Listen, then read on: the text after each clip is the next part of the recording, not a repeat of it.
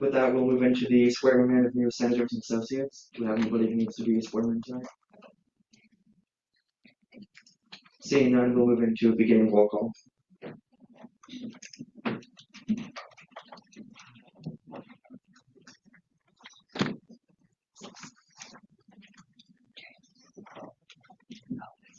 Speaker Taylor. Present. Speaker Pro Tempore Reese. Present. Parliamentarian Camper. Present. Officer Kelly. Chair Laura Pardo. Senator Herrera. Associate Senator Rodriguez. Associate Senator Mendoza Hinojos. Present. Senator Melchior. Associate Senator Jackson. Present. Senator Bushell. Present. Chair Miller. Present. Associate Senator Bhattarai. Senator Diggs.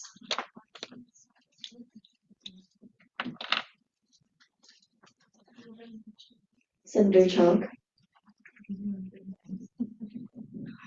Associate Senator Maxwell. Present. Senator Evelyn Rivera. Present. Senator Roberts. Present. Chair Snyder. Present. Senator Tomas Sorrell. Present. Senator Tapia Rodriguez. Senator Falbo. Associate Senator Todd. Senator Zia Ahmadi. Senator Grenier. Present. Senator Lee. Present. Senator Jelen. Present.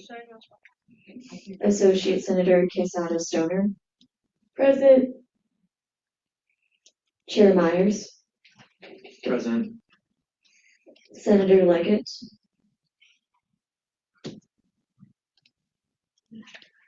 Associate Senator Lucero. Associate Senator Brannick. Associate Senator Anderson. Associate Senator Malsom. Senator Yosemite Rivera. Senator Alvarez. Here. Associate Senator Flores. Present. Senator Adelaide. Associate Senator Bachinen. Senator Mendoza. Here. Senator Salazar. Present. Senator Green. Present. Associate Senator Hernandez. Chair Frisky. Here. Chair Davis. Here. Senator Luna. Here. Senator Gray. Associate Senator Sananez. Here. Senator Pickerel. Senator Jama. Senator Jeffries. Chair Lutz. Associate Senator Grube. Associate Senator Harris. Chair McLaughlin. Present. Senator Gilroy. Here. Your name wasn't called, it's most likely because you're not on our roster yet or have recently been sworn in. If that's the case, please sign our placard sheet and come talk to us, Speaker Pro Tem for.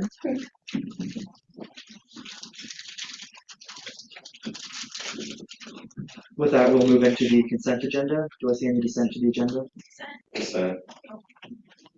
I saw Chair Good. I'd like to motion to pull Lex 5419 from internal affairs.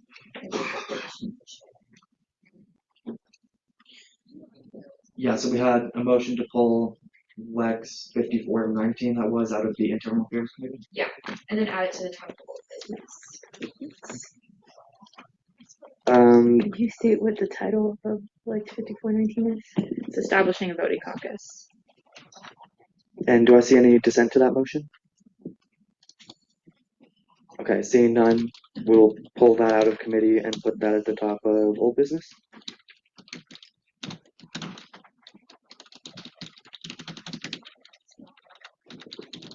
Can whatever, I guess this is a point of personal privilege, but whatever document we're working off of that, whatever the most recent one, be sent to the 54th Senate teams?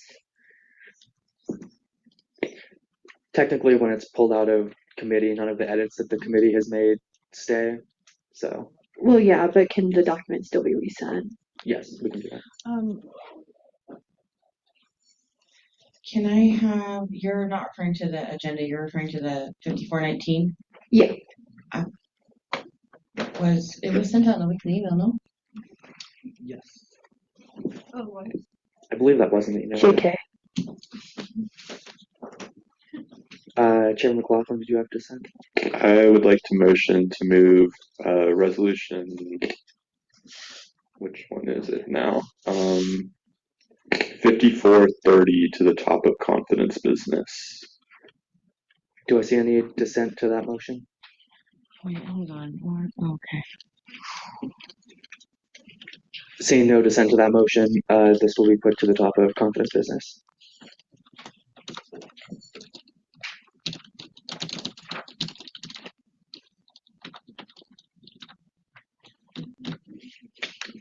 Do I see a yes?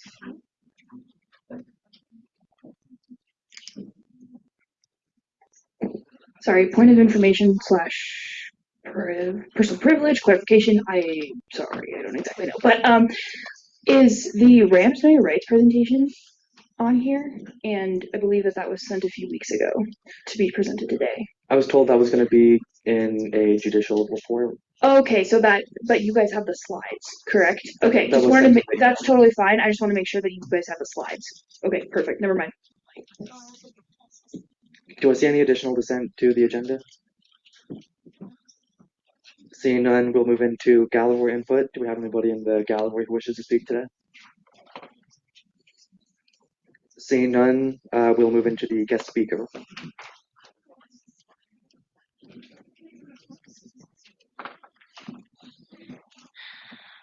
Okay. Would you rather be able to hit a button or click? Or look at me to click, rather?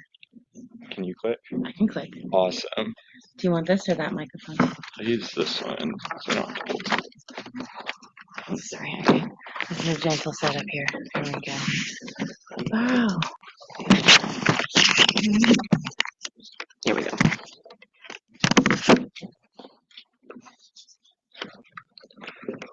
Hello, everyone. So we are about to enter probably the most important and stressful time of the year for the Senate. We will be deliberating and approving the ASCSU budget, which allocates I think it's $1.7 million we get in student fees to the various parts of this organization. And because the Senate is charged by the Constitution with managing all financial affairs for the student body, I want to make sure that we're all educated about this so that we can make the best decisions possible and make the most informed decisions possible. So I put together this quick little presentation, right? So we'll just be going through what the budget is, what the ASCSU accounts within the budget are, what different types of spending are, and how the budget is made. So first, what is the budget? So the ASCSU budget is basically physically it's a big spreadsheet, but It's a framework that decides where money goes in ASCSU and what it can be used for. Um, the budget really limits what actions each entity within ASCSU can take. Our Constitution says we can't spend money that we don't have, so really the money you get is what you can do. And now the different accounts within the budget. So our budget is confusing, and I don't really expect any of y'all to be experts on it. That's my current job. But I just want y'all to be aware that it's split into 6 different accounts within the university's accounting software and financial systems. So first we have the general discretionary fund. This is kind of a all purposes fund. This is where our contracts with Rocky Mountain Student Media Corporation are, and where our contracts with the New York Times and USA Today are. We also have some miscellaneous administration costs, and the Senate discretionary fund is all stored in there. Next, we have the executive cabinet account. This is kind of where we see most of our spending happening. This is where, like, for example, the Department of Basic Needs, their accounts are within the executive cabinet account. The legislative cabinet account is also within there. The Supreme Court discretionary, it's all in there, even though it's called executive cabinet. Next, we have BSOF and other grants. This is where we keep the money that we're allocating to student organizations and individual students for travel. So it includes BSOF, travel grant, and seed grant. Next, we have payroll. That one's pretty self-explanatory. We have a special one just for office supplies, which is super exciting. And then the fund balance is just kind of everything else. That's where our reserves are. That's where our rollover funds, which are kind of our rainy day fund in case something goes really bad, are stored. And also that's where our multi-year spending bills are stored, like the previous pocket pantry bill that was allocated over 3 years. It goes into the fund balance. Yeah, this is just a little bit more information. The largest account is the general discretionary account because it includes that almost $800,000 contract with Rocky Mountain Student Media Corporation and the Senate discretionary fund. Okay, now on to types of spending. So money in ASCSU is generally allocated in one of 2 ways, excluding things like payroll and admin. The money that we as student members of ASCSU spend is allocated in 2 ways. There's discretionary funding, which can be spent within reason on anything. Usually it has a purpose, like it may be discretionary funding, but the line item is, for example, Basic Needs Summit. I'm using basic needs examples because I'm looking directly at Georgia. But if all that money isn't spent on that purpose, it can also go to something else if needed. And then there's also designated line items. These are things that the money allocated has to be used for that purpose. So these are things like the Gov Affairs lobbyist funding, the Office of the President retreat funding. If you go to the next slide, this is what it usually looks like in the budget. So you can see that Office of the President had $20,000 for discretionary and pilot programs, $15,000 for Ag Day, and $5,000 for a speaker series. These are all discretionary funds, so if they weren't used for that purpose, they can be moved around to something else. That retreats and teams bonding item can only be used for that purpose. And then ASCSU has a lot of mandatory spending. This is stuff that when the Senate's deliberating the budget, we can't change this. This is stuff we're either contractually obligated to do, like the Rocky Mountain Student Media Corporation funding, or it's stuff that is essential to making our organization work, like office supplies, electricity bills, paying our admin employees, like the front desk and our administrative assistant. So these are kind of off limits things in the budget. And I'll be here to help y'all understand what is off limits. And finally, the development process for the budget. So I've made this lovely little flow chart. So first, the budget starts with the president-elect. If you could go to the next slide. Yeah, so the president-elect works with a lot of people to make their budget proposal. They work with the ASCSU advisors, so like our accountant, our advisors to the organization, previous department directors, a lot of people to get a good idea of what the budget should look like, and then they can kind of go in and insert their priorities and what they want to spend money on. Once they've made their proposal, it's first presented to BSOF, and I actually don't know what BSOF does if they have to approve it, but after it goes past BSOF, Oh, I lost it. Hold on. Yep. Okay. Here we go. after it goes past BSOF, thanks to the recently passed Lex that we debated for like an hour and a half last week, it will go on to a public hearing that we will be hosting as a Senate for all students to give their input. This is kind of a time for people that aren't part of ASCSU to see what we're spending or we are planning on spending money on and tell us what they like and don't like, and if anything, what they'd want us to change. After that, it's then presented to the Senate in the form of a bill, and the Senate will deliberate it in committee of the whole. So this is the time when the Senate will discuss the budget, make any amendments needed, and then once we finally come to an agreement on it's in a form we like, we then approve it, and then it goes back to the president, and then the president will either sign or veto it. If it's vetoed, we get to do what we did last week with a veto override vote. And if that fails, the whole process starts over again. And once the president signs it, it's officially binding. That's how money can be spent in the next academic year. And the only way to change it is with a bill passed by the Senate. And then that's the end. If you have any questions, you can ask me right now, or you can email me at any time. Cool. Thank y'all.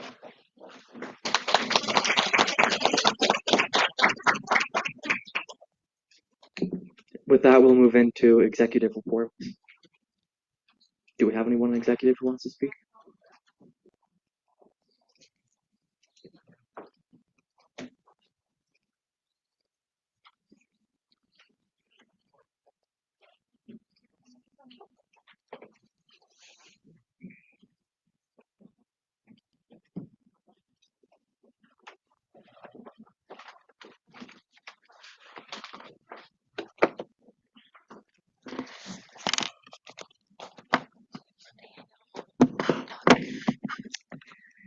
Okay, hello.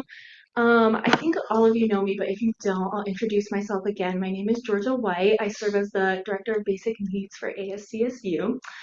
I just wanted to give you a couple of announcements. But first, as always, I wanted to share my gratitude with you all for showing up tonight. Thank you for being here, especially during a very busy part of the semester. I appreciate you guys, and I want you all to know that. Okay. First, I know that exec positions are up right now. I just want to put the offer out there for like a little informal workshop session. I will be in the conference room until Senate ends tonight. So if you're applying for an exec position and you want like a second pair of eyes on your application or resume from somebody who's been in exec for a couple of years, or if you want some like tips on interviewing, materials to prepare, things like that, or even if you want a letter of recommendation, come talk to me. All of you would make amazing exec leaders, and so I hope you all know that. And I also hope you know that senators are very important and play an integral role.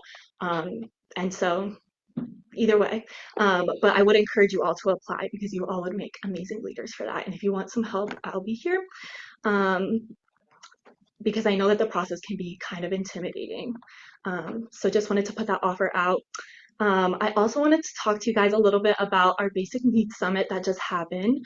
So you guys have probably heard me talk to you all about this like 10 different times. But we just had our first ever Colorado Higher Education Basic Needs Summit at CSU Spur campus. We had some of you all there. Thank you if you attended. Thank you even more if you did a workshop for us, Lauren and Olivia. We appreciate you. It was amazing. We had over 100 attendees from 13 different schools across the state of Colorado and then 6 different nonprofits represented. We also did a huge collaborative planning session. And from that, we have created a report on like next steps. and kind of like a unified process for all of our institutes of higher education to work on basic needs on a very unified level. So I'm going to put this in our Teams, but also if you'd like a physical copy, I have one, and this will be like at the front desk, this laminated copy. So if you want to take a look at that, I think it's really important and it can inform every single person's work in this organization. It talks a lot about common barriers, hidden populations, some collective next steps that we can take. And so I would encourage you all to read that. I'll have copies in the conference room, but I'll also post something on Teams as well. And then we also just had a Pot of Plant Day. So I wanted to give you a quick update on that. It went amazing. If you've never heard of Pot of Plant Day or you don't know what it is, it's a collaboration that we've done for the past 3 years with the SLICE office. It's cannabis harm reduction. So we always do it the week right before 420. We give safe use tips. And then we also talk about the social justice component of cannabis, being on a campus where it's very prevalent and in a state where it's legal, but we still have a lot of folks who are incarcerated for cannabis-related crimes. So just wanted to report the event was bigger and better than ever. It was amazing. We had a record number of students come through. We gave over 700 plants away, which was really cool because we got to partner with RAM events so that we could do that and reach more students. And then we also have a lot of really amazing data that we got. So we have information about like what students want more information on.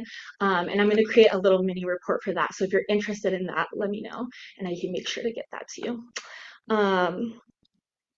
And then my last announcement, so I'm not up here yapping, is the Fort Collins Affordable Housing Advisory Board is coming to me at CSU on May 1st. So that's just like a regular meeting that they have, but we're going to do it inside the ASCSU Senate chambers.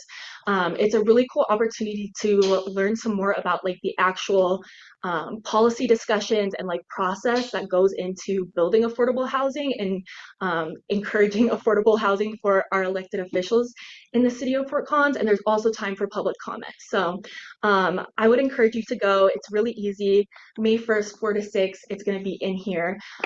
We always allow public comment, but we'd love to have you there and just see kind of the process, because I think that's something that students should know more about because it directly impacts all of us, especially when we know that 50% of our students experience housing insecurity. And then lastly, we have a student housing conversation. I'll let Lauren give you some more information, but just so you hear it twice today, that is going to be on April 30th from 5 to 7 in LSC room 304 and 306. We're going to have folks from the city of Fort Collins, from Student Legal Services, Off-Campus Life, a bunch of different partners at CSU to come kind of do a panel discussion so you can learn about your resources, and then we're going to have a conversation about student housing. So very important work. And we'd love for you all to be there. So that's all I have for you. Thanks for listening to me, and I appreciate you all.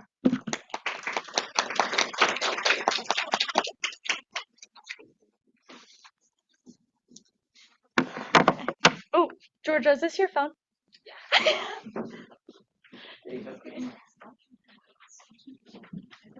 The sleeves are literally killing me.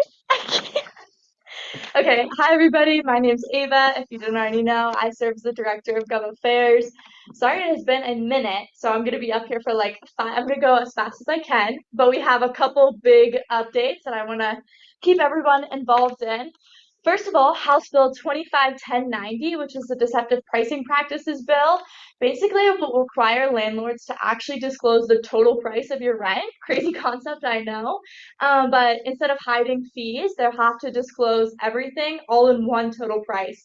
So if you're paying a processing fee, an amenities fee, all of the fees that we know come with it, it would all be in one price so you can actually accurately look. That was just signed by the governor on Monday, which was huge. I was so excited. Thank you. So yeah, that was really, really exciting. We started working on it before session even started to make sure that the language in the bill we were comfortable with and we liked. And then we've been testifying. Me, Georgia, Braxton, Nick all testified on the bill. And so to watch it be signed was really exciting, even though we had no ceremony, which was sad. But still very excited. So that got across the finish line. Number 1 update. Number 2, in terms of the budget, I know I've been up here kind of yapping about it a couple times. The state budget, Okay. The state budget is almost finalized. It's about to be sent to the governor's desk. So basically, final budget is a 3.5% tuition cap for resident students and no cap on non-residents, which was not ideal for what we wanted to see. But we were very happy with the resident. Obviously, any increase is not ideal above inflation, but we were excited to see that number come down from the original 4.5 down to a 3.5. So now that there's no cap though on non-residents, it's time to switch to CSU's Board of Governors about what they're going to do. So in LSAD last week, we got to meet with VP Hanlon, who is the Chief Financial Officer for CSU, and chat with him about kind of what he was anticipating this year with everything and the uncertainty at the federal level and all of the things. And he said he's anticipating a 4% increase for non-resident students. So not really ideal, obviously, for non-resident. I'm a non-resident student, and that can be like, I think it's roughly $1,000 just off of tuition, and as we know, it's been compounded. So we are writing a letter to the Board of Governors urging them to go no higher than that. I will say though, we were anticipating a 6 or 7% increase since they literally didn't have a cap and could do whatever they want. And so we were very glad that it was as low as that. I mean, pretty close to what residents are also being raised by. So we wrote a letter, and I heard Jared expedited the resolution that was kind of corresponding with the letter that LSAP sent. And so we'll talk about that later, the full thing. But we will be giving public comment to the CSU Board of Governors, basically just saying, we're here. We were told there's going to be a 4% increase, and we just want to remind you that we're going to sit in this room and listen to what actually shakes out. So we will be there. That is next week. So I will have more updates on that. And then last thing that I'm really excited about, I know this is really last minute, but you might have seen it in your calendar invites.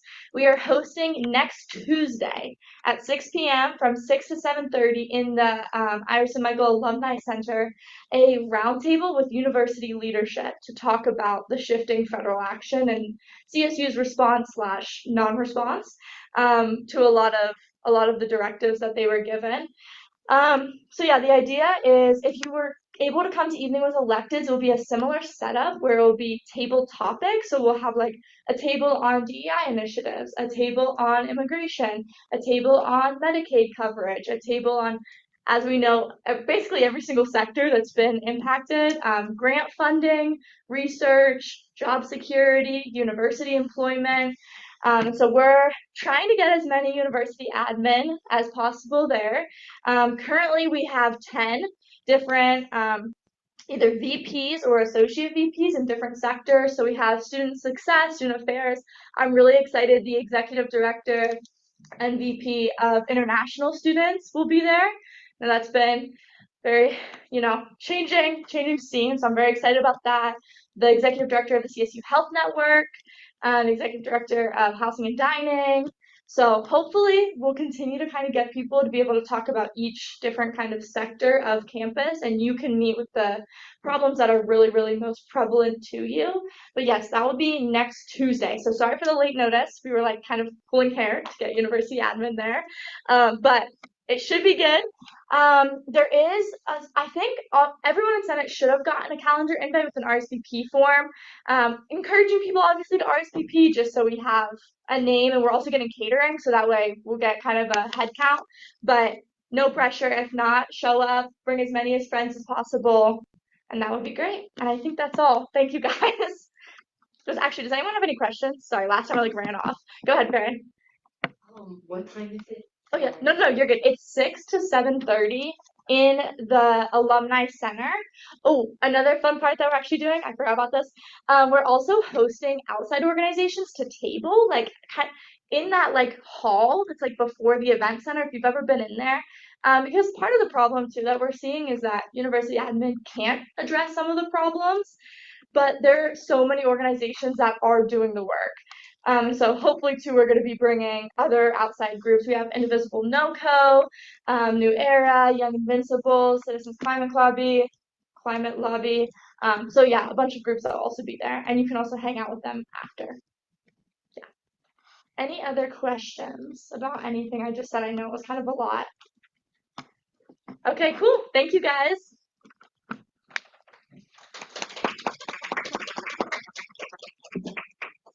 Judicial.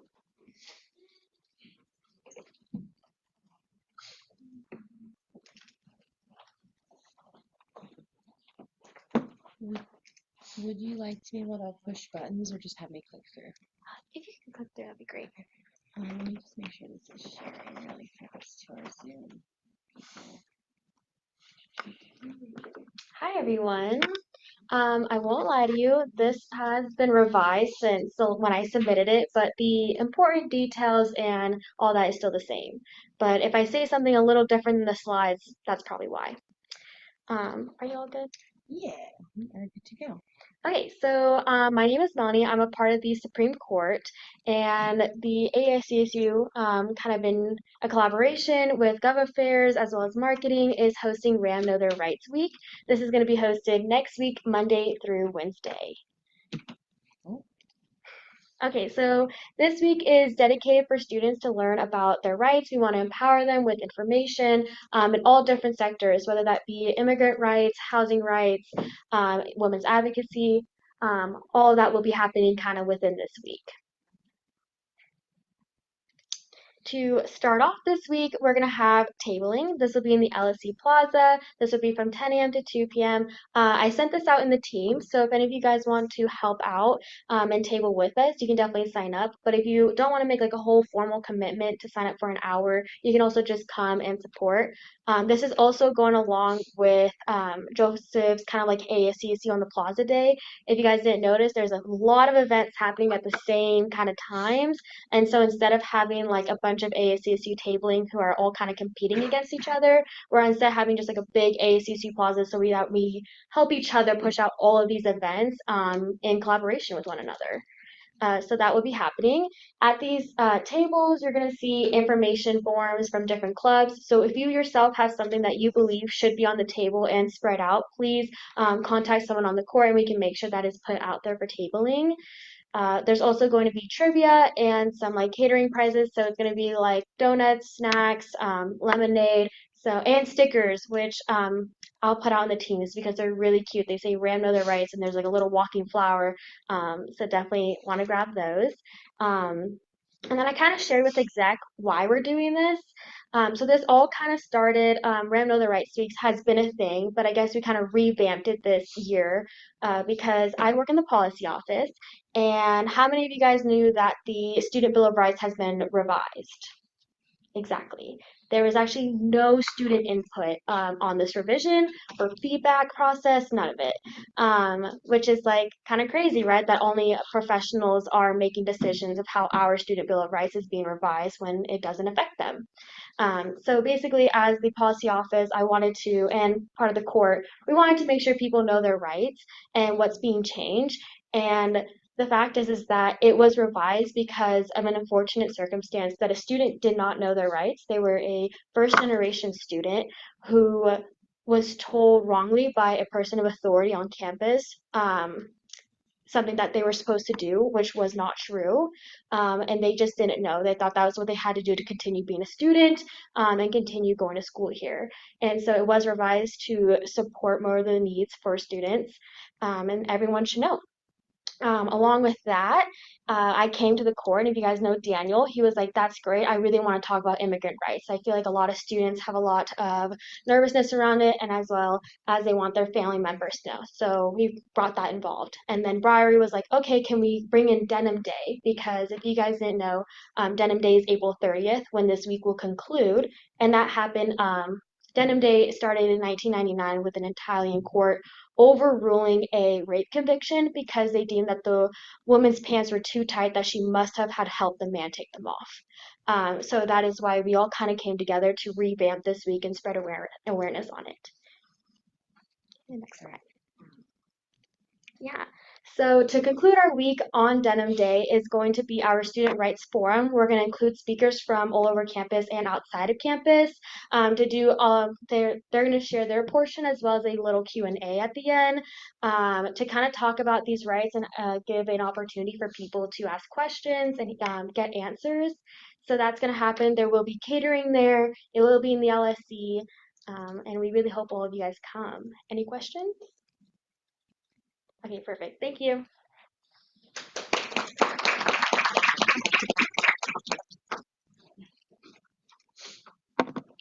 Hi, everyone. My name is Morgan Wright. I serve as the Chief Justice of the Supreme Court.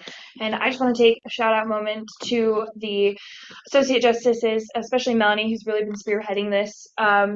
I'm very excited about where this is going to go next week. And on behalf of marketing and communications, I would like to report that they will also be out there tabling. We're going to kind of tag team the sweets and lemonade that we're sharing. So they're going to have a table next to us, and we're going to kind of do an all ASCSU event thing. So they will be out there. Joseph is going to be putting together a sign up genius. So if you want to formally, put your name down on that along with ours, that's cool. Either or just show up. This is really where rubber meets the road on promoting ASCSU. And when we say we need to change things and we need to change our organization and the structure of people knowing us, this is exactly the kind of moment where we can come up and show up. So with that, I'd also like to say, kind of a shameless plug, End Overdose, my other organization that I'm a part of, is hosting a fundraiser on Saturday. So if you go to the Chipotle on College and just mention End Overdose and get a delicious burrito or quesadilla, part of that meal will go, not the meal, the proceeds of the meal. We're not going to take your food, I promise. Part of the proceeds of that meal will go to our organization, and it will help us to be able to hand out life-saving materials such as naloxone and fentanyl testing strips. So super important. And the last thing I'd like to say is I know that last week was pretty intense with our opinion. I know that there was a lot of intense emotions surrounding that. I just want to clear up one thing. We are not, I'm going to repeat, not in a constitutional crisis. I've heard that thrown out a few times, and I really want to clear that up. We're not in a constitutional crisis. It's fine. Your edits will be enforced next year. It's going to be okay. And if anybody has any questions surrounding anything, please let me know. I'm happy to meet with you one-on-one. Happy to explain. I'm not going to lie, a pretty lengthy and intense, opinion, but I do want to make it clear, not a crisis, and all the edits will be able to be put into the next constitution. So I just want to ease any lingering fears and soothe some thoughts around that. And if you have any questions, please let me know. So, or set up a meeting, or I'm practically live in the office, so just come find me. Cool. All right. See you later.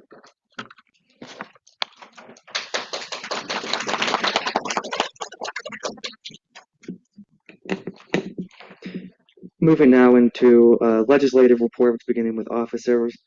You may be wondering what was up with my outfit in the beginning of this session. Come on. You should have just not said Just- anything. Okay, fine. I won't say anything. Let's see. This is, as many of you may know, the second to last session of the Senate. So it's all coming to an end now. I think that we've all done a lot of good things. I'll save my sappy speech until next week about that. But we do have a little bit of a timeline thing that I will explain to you all now. Legislation passed on the last session of the Senate has technically a week to be signed or vetoed by the president. I've talked to Nick a little bit about that, and he said that he is willing to sign or veto legislation the following day, so that Thursday, which will allow us to, if we need to have a session, to override that veto, to make the agenda, and to have that sent out on time. With that, Legislative Cabinet has called an emergency session on the 7th, just in case we do have to do that, but don't expect that unless you see communications about that. What we had last year going into this Senate, we had something that was passed on the last session vetoed. They had an emergency session of the Senate before this one at like 6 o'clock, and passed the legislation and then moved into this Senate. So that would be, I think, kind of the same thing that we would be doing if that happens again this time. So I will communicate with you about that. If you have any questions on timeline, let me know. It's a little bit complicated, but I think that's all that I have.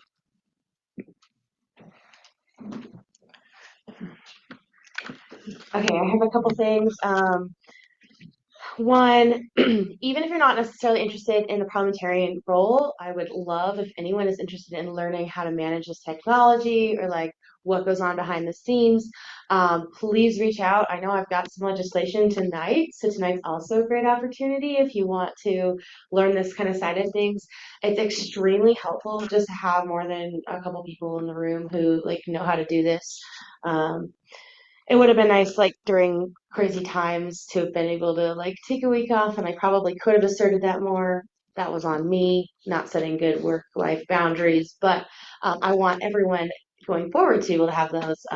So please reach out. I have a QR code outside the office. You can set up a meeting, or later tonight if that's something you're interested in. If anyone wants to sit up here, like to help for that, and or sit up here and watch kind of what happens, anyone is welcome. The next is that we are we are going to have a budget town hall. I'm really thrilled to be able to have thrown this together and to make it happen. And so I want to put out one that if you're interested in helping or being involved in planning, I would love to know. I don't have all the details finalized, but I will share with you what we do have so far. We're going to be doing that Monday, May 5th. From 6:30 to 8. So we're just going to really mark it, like take a break from dead week, come and eat some food. We are going to get it catered with our legislative cabinet budget, which is amazing. No promises, but it's looking like it's going to be Panda. I just want to throw that out there. So I know I'm not sure quite what it's going to look like yet, but I know that Farron was going to work on getting some coordinating for tabling, but because we have prior to that week, it sounds like a bunch of ASCSU presence out on the plaza. That would be really, really good time to let students know, like, hey, you have an opportunity to have a voice at the table to hear what we do with your money and to give some input on what you'd like to see. So we'll have some panelists. We'll have a couple, like we'll have Jared basically give the presentation he gave earlier, but to the general public. We'll have a couple panelists to talk about, to be able to answer questions. And then Jakai will present his budget as as he has it now, and we'll be channeling student voice through. We'll have a large Q&A session, and then we'll have like a couple different channels for students to give feedback. So I believe that is everything that I had. Keep an eye on Teams because as soon as we have marketing material, we'll put it out there so that y'all can spread it to the beautiful, wonderful student body population. All right, thank you.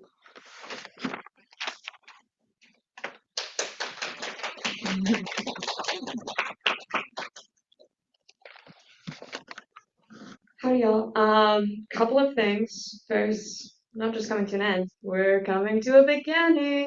With that, there's a series of meetings that will be occurring that y'all are invited to. First, on the 25th, so this Friday, I'm going to be hosting a meeting with our college council presidents and reps. A bunch of people got an email at 6:30.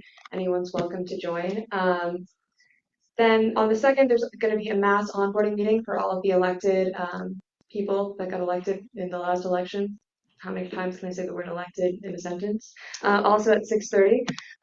Then the 7th will be our first session, also held at 6:30. With that, that's where a lot of our positions are going to get put into place. So make sure you're looking at last year's YouTube video, you're looking at the job descriptions, you're asking questions, you're talking to me, all that fun stuff. And then on the 9th, we might have an emergency session, depending on whether or not the budget can get expedited. I don't know why I forgot the word expedited. So look out for that. Outside of that and all that information, I'll call Teams because it's a bunch of dates and times and a bunch of that. Look out in your emails for a feedback form of this year, what you'd want to see the same, what you'd want to see different, all that fun stuff. Additionally, if you're reappointed to your constituency, please email me with your president CC. Or your director. It's actually written down in my notes, aren't mine. Same with your directors if you're from a CRC. Other than that, that's all I have. Thank you so much. If you have any questions, please, please, please text me.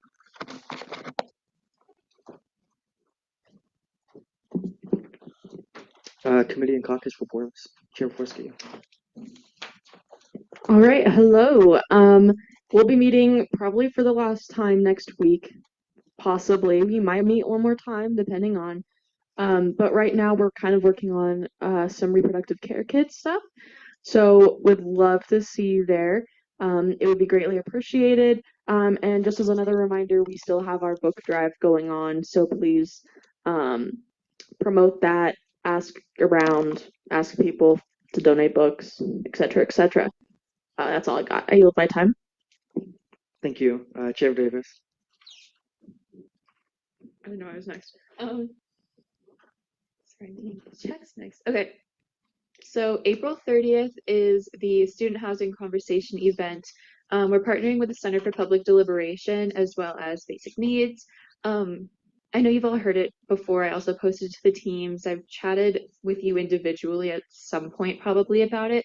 But again, really, really emphasizing that this is how things get done, is like having conversations and getting those ideas and opinions out there and making sure that everybody's able to do that, especially students who oftentimes don't, and also oftentimes don't get to talk to other students. So that's what really this is all about. That being said, please come, please tell your friends to come. Like, you don't have to like housing. It would be really cool if you did, but also like if you like your housing situation and you want to come share that opinion, do it. Like that's what we need is like all opinions. So bring yourself, bring a friend with you. If you want like some buddy support, there will be food there. I'm just gonna keep plugging it until then because we're really, really trying to get people there. We want to hit 50 people. And it's April 30th from 5:30 to 7:30 is when the actual event will start, but it'll start around 5 so people can come in, get food, chat with each other, chat with the resource tables, all of that. So 5 to 7:30, please be there. And also we're going to talk about the affordability report in caucus meetings. Thank you. Chair McLaughlin. Budgetary met yesterday and we amended and discharged Bill 5417. We will be meeting 2 more times this semester. I plan to have us keep meeting until the 55th Senate convenes. And I'm also working on some snazzy reports detailing how the budget is broken down and how it's evolved over the years, showing year-over-year changes for anyone that loves numbers as much as me. Thank you. Chair Snyder. All right, so 2 things. One, Accessibility Caucus has mostly been meeting to work on the caucus report. If you have any suggestions on how future caucuses can improve accessibility on campus, please reach out to myself or other members of Accessibility Caucus or come on Friday. Second, the caucus has prepared a statement regarding the current administration's actions regarding the U.S. Department of Education. The ASCSU Accessibility Caucus uniformly condemns the Trump administration and its allies for the ongoing assault against education at all levels in the United States, including its latest attempts to dismantle the Department of Education via executive order. The Department of Education is the federal agency responsible for overseeing the nation's education system. It works to ensure equal access to quality education, provides financial assistance to students, sets educational standards, and enforces federal laws relating to education. The department also supports research, collects data on schools, and works to improve educational outcomes for all students. The Department of Education is crucial in enforcing the civil rights of students in both K through 12 schools and higher education institutions via the Office of Civil Rights, or OCR. The Education Department particularly serves students with disabilities via the enforcement of the Individuals with Disabilities Education Act, or IDEA, and Section 504 of the Rehabilitation Act. OCR also enforces the aspects of the Americans with Disability Act, or ADA, and Title IX. IDEA is a federal law that ensures students with disabilities receive free and appropriate public education, guaranteeing them accessible education and related services, and providing legal protections for these students and their families. According to data from the National Center for Education Statistics, the number of students ages 3 to 21 who received public official education and or related service under IDEA was 7.5 million, or the equivalent of 15% of all public school students. Section 504 of the Rehabilitation Act guarantees that citizen rights to people with disabilities. It was one of the first U.S. federal civil rights laws offering protection for people with disabilities. We are also concerned regarding the actions being taken by this administration before this executive order. In past weeks, the Trump administration has set down multiple offices across the country, effectively shuttering all offices except for at the DC headquarters, as well as cuts to the Office of Special Education Programs. To clarify, the ZO does not shut down the Education Department, as that requires an act of Congress, but gutting the department is one of the many steps in the administration's nefarious plans to dismantle and ultimately close the department, as outlined in Project 2025. Despite the political hurricane we are in, we will not stop. We will continue to stand united with our allies against oppressive regimes. We will continue to advocate and push for our elected officials to be the vanguard in protecting education. We will also be continuing advocating for Colorado State University to be a safe haven for marginalized communities. We also praise our allies in the courts that are fighting to stop the administration's dangerous and harmful actions against our shared communities. Disability requires intersectional approach to advocacy with members from all walks of life on and off campus. The Accessibility Caucus is dedicated to advocating for the rights of disabled students and ensuring CSU is accessible and safe and is an accessible and safe campus for students to thrive. Okay, I yield.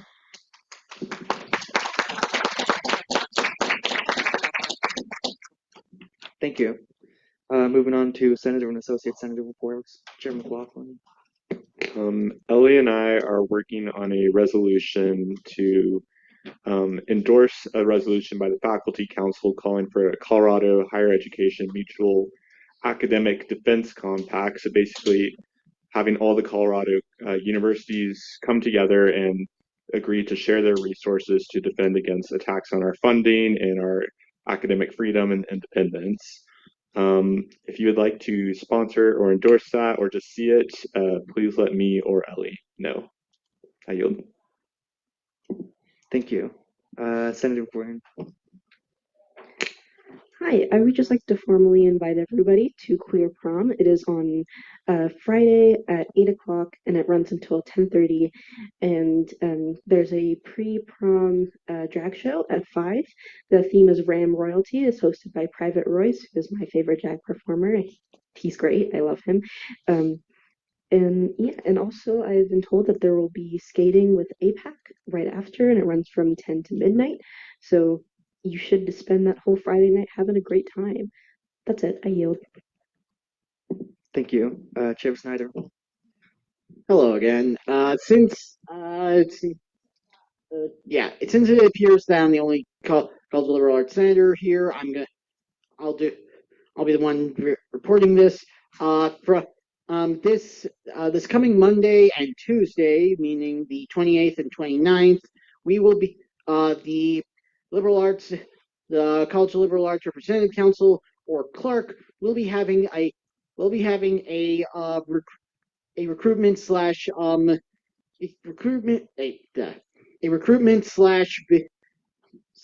advocacy event outside.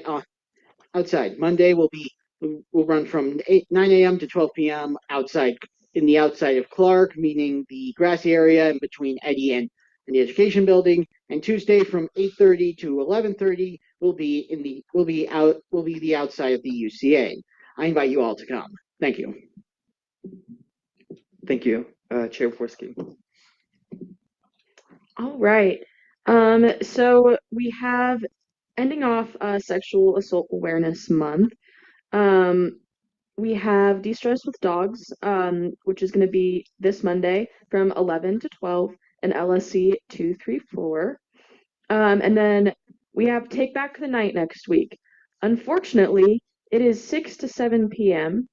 I thought it was 7:30. Interesting. Which overlaps with Senate. We had no control or input in that, so very sorry about that. So I will be late to Senate.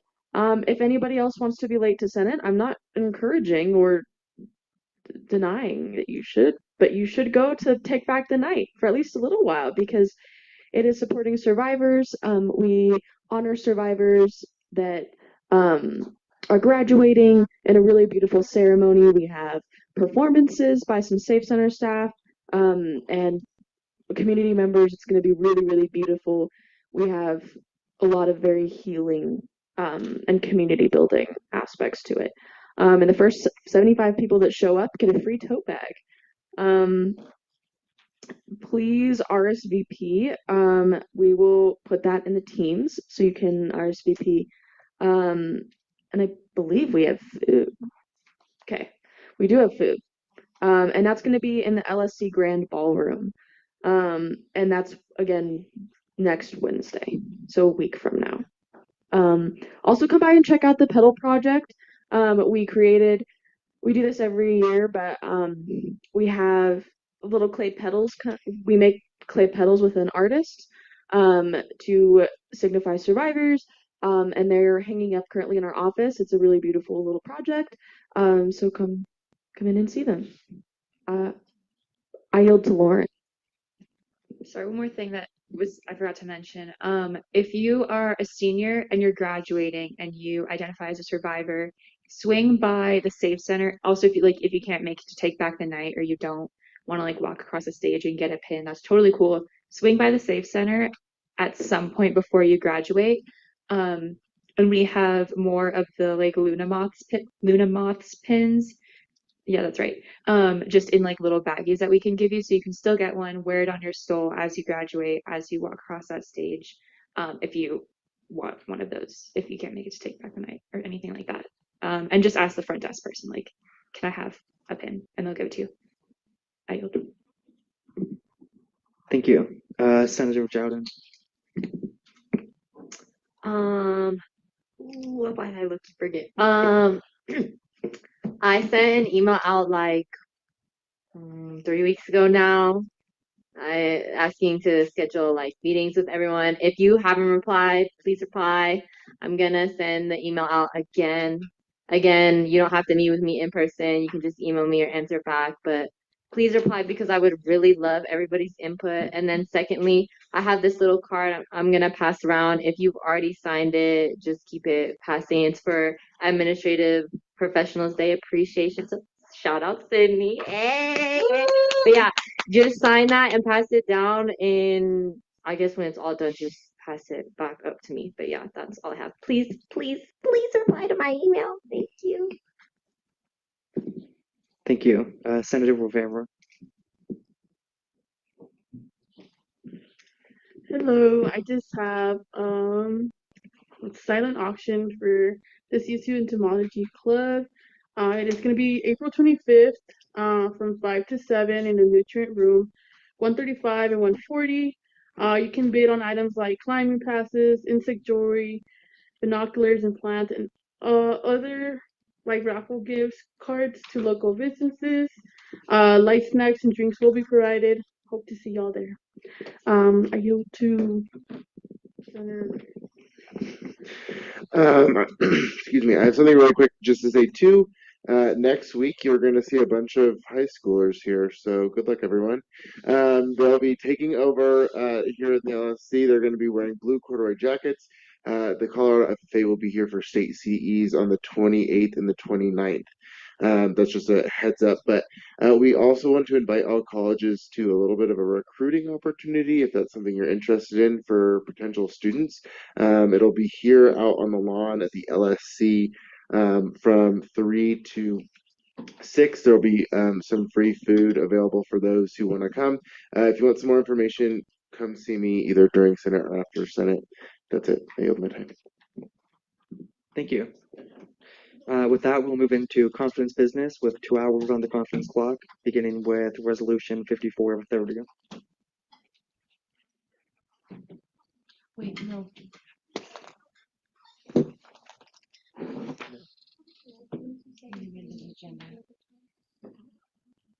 was put at the top. Oh, okay, my bad. I'm sorry. I thought we had. Yep.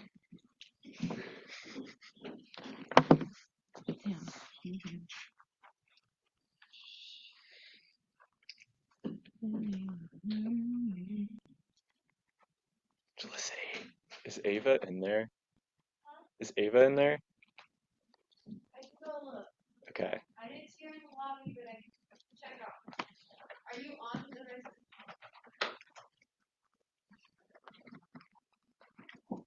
Okay. Resolution 5430, calling for a tuition cap for non-resident students. This resolution calls for the Colorado State University System Board of Governors to not raise non-resident tuition by more than 4% for the 2025-2026 academic year. Perfect. Do you want to talk first? Okay. So this resolution, it does exactly what the abstract says. Ava explained this a bit earlier, but LSAB wrote a letter to the Board of Governors asking for tuition cap for for non-resident students to be placed at 4%, and we want to put the official signature of ASCSU on this letter.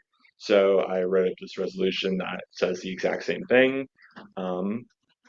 Yeah, that's basically it. With that, we can begin 10 minutes of Q&A.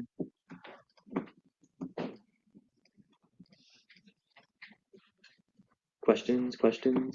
Going once, going twice. Okay. I'll make a motion to expedite this resolution. Do I see any dissent to that motion? Okay, seeing none. Okay, seeing none, this is expedited, and we'll move into 10 minutes of discussion and debate. Chair Davis.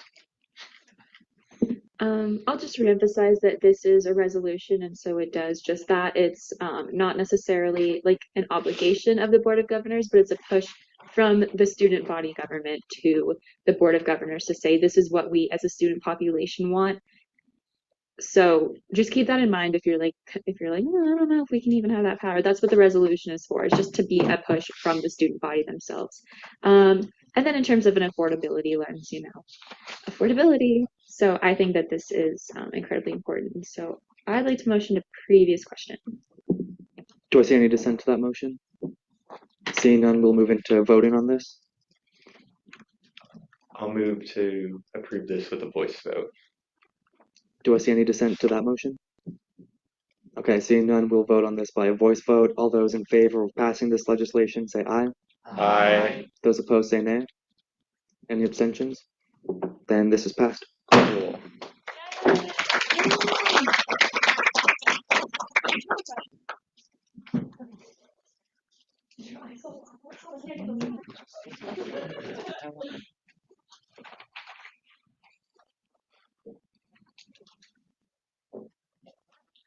Oh, I also forgot to say, I have the timers now labeled so that you can know if we're in Q&A or discussion and debate. We're just trying it out, and it seems like it's going to work. So just let me know if you have feedback. Thank you. Then with that, we'll move into old business, beginning with Lex 5419, establishing a voting caucus.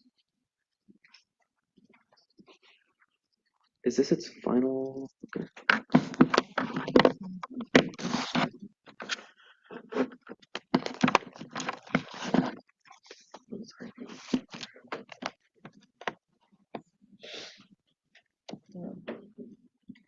Okay. Lex 5419, establishing a voting caucus. This bill aims to establish a voting caucus under Article 6 of the Constitution. Might I make a statement about this? Yeah, you may. Okay. I just want to remind everyone, because it has been a minute, that this has been sitting in internal affairs. I did that on purpose because I wanted to kind of just see, as a reminder, this was like a contingency plan for if things with federal administration went super duper super wrong and all of the CRCs went away. Yes, we're an old business. And all of the CRCs went away, and everyone lost their seats. That's why I wrote this. That was the fear, that was the trepidation that students were experiencing. This was meant to be a long-term solution. That being said, there are like safety clauses in here, specifically in the therefore clause that like outlines what it's gonna say. Oops, wrong one. What it's gonna say in the actual Constitution. It does say that like they have to be from either a member of the at-large representative council or a constituency that is outlined in the Constitution but hence been dissolved. That was another safety clause. All of that being said on the table, if this is something that you as the Senate body feel is not necessary, vote no. Like that's a thing you have, that's a power you hold. I'm like putting my trust in you guys to vote exactly the way that you think would be best for student body. Literally, like that's the most neutral statement I can say. Like it doesn't matter either way. In my personal opinion, which way you vote. So it's really dependent on what you guys think is necessary and important for the student body. Just wanted to put all that as a reminder because it's been a minute. And I have a series of floor edits I'd like to make. Okay, I'm gonna make those as well. First of all, I would like to make every edit made in Internal Affairs Committee as a floor edit, which essentially changes nothing that you saw in the email. And then the other two more, if you go to the first therefore clause, subsection J. Subsection J, it says a voting caucus will report to an advisor who will operate as another measure of accountability. I'd like to add another sentence that says this advisor will be chosen at the discretion of the caucus and confirmed by the chosen advisor. This advisor, what? I have it written. I can spell.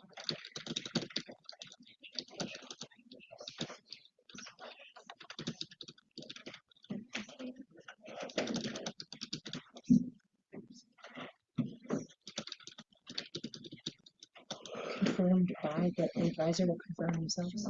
Yeah. Just confirm that they like want the position and are gonna represent that constituency.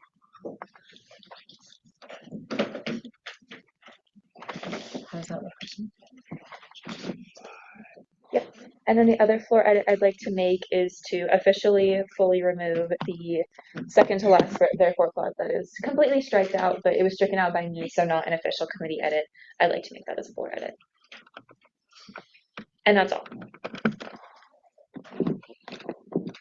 Then with that, we will open up 10 minutes of discussion and debate on this.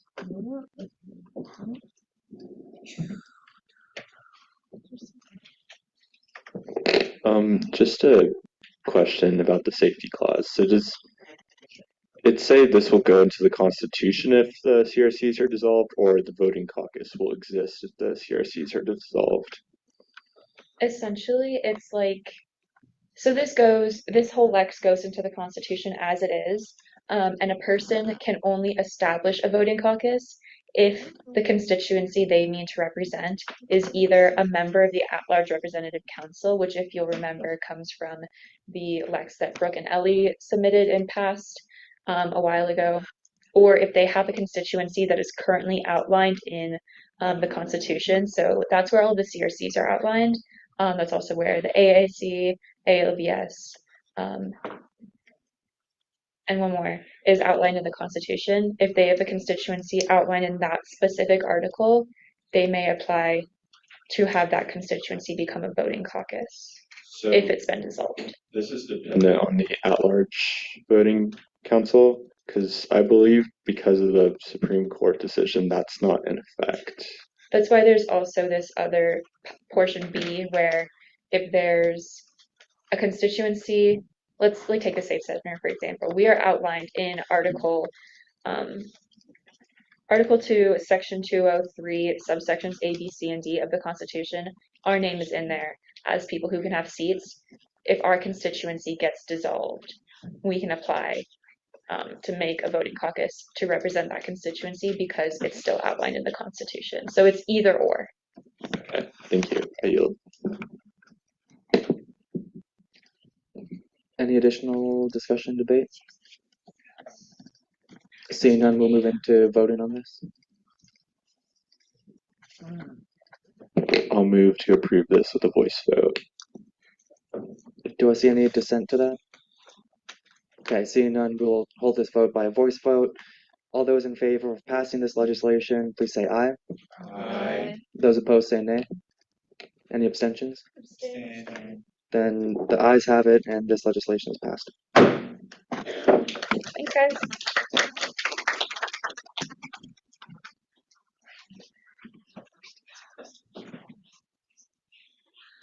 Okay, I think it's on your voice. And with that, we'll move into Lex 54 of 23, the Accommodations Act. And if I could have somebody who wants to, yeah, do you want to film?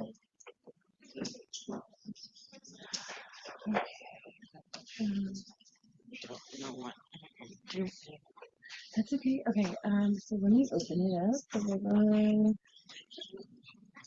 Where is it? Okay, here we go.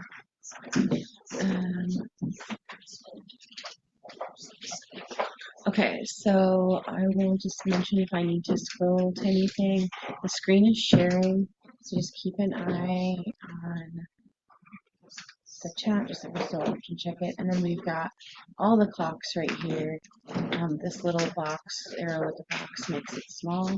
So I don't believe we have Q&A. I think it's just discussion and debate. So then, yeah, it's there. If I make it a little bit, whoa. If I make it bigger, then people can see what it is. All right.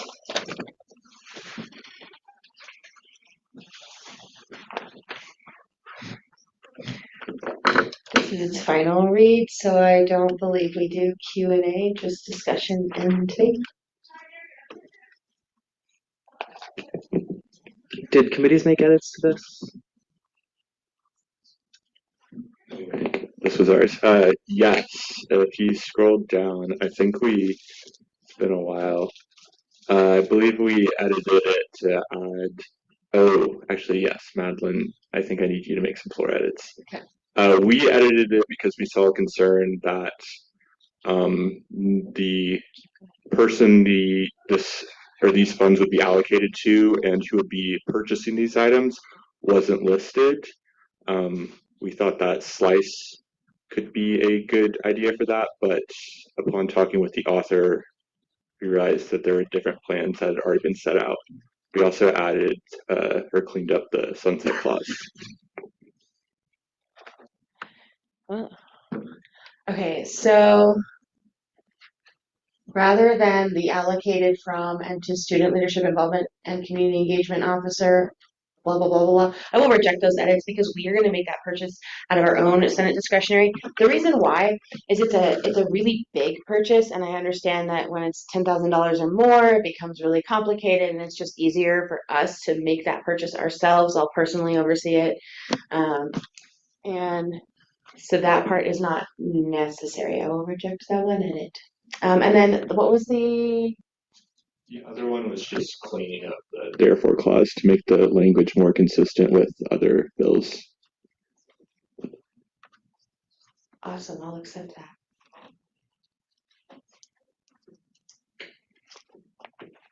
that. Did any other committees make edits to this?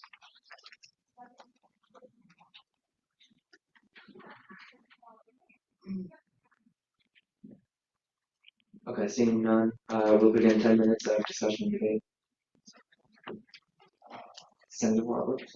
I moved to previous question. Do I see any dissent to that motion? Seeing none, we'll move into voting on this. Senator Roberts. I move to accept this with unanimous consent. Do I see any dissent to that? Seeing none, this is passed by unanimous consent.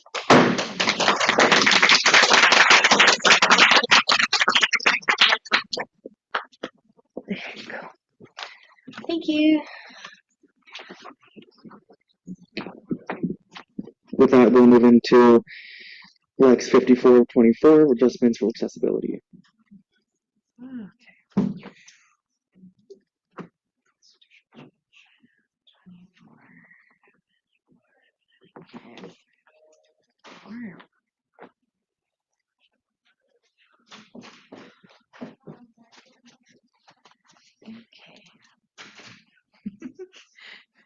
Lex 5424, Adjustments for Accessibility.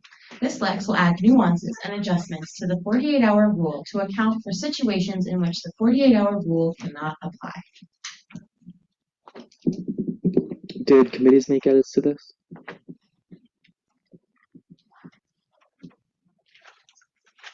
Chair Meyer. We endorsed, but no further edits. I yield. Did anyone else make edits to this? Okay, seeing none, we'll begin 10 minutes. Does the author accept the endorsements? Awesome. I assume so. Then we'll begin 10 minutes of discussion and debate.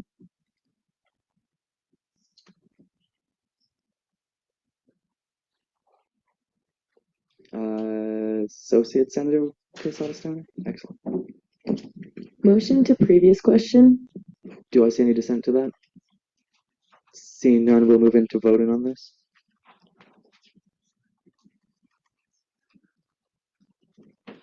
Chair Forsky.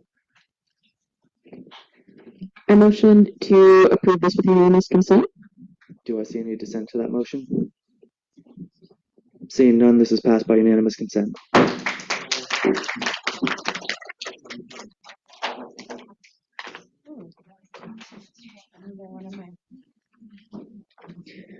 With that, we'll move into Lex 5420, ensure fair financial distribution within the ASCSU branches.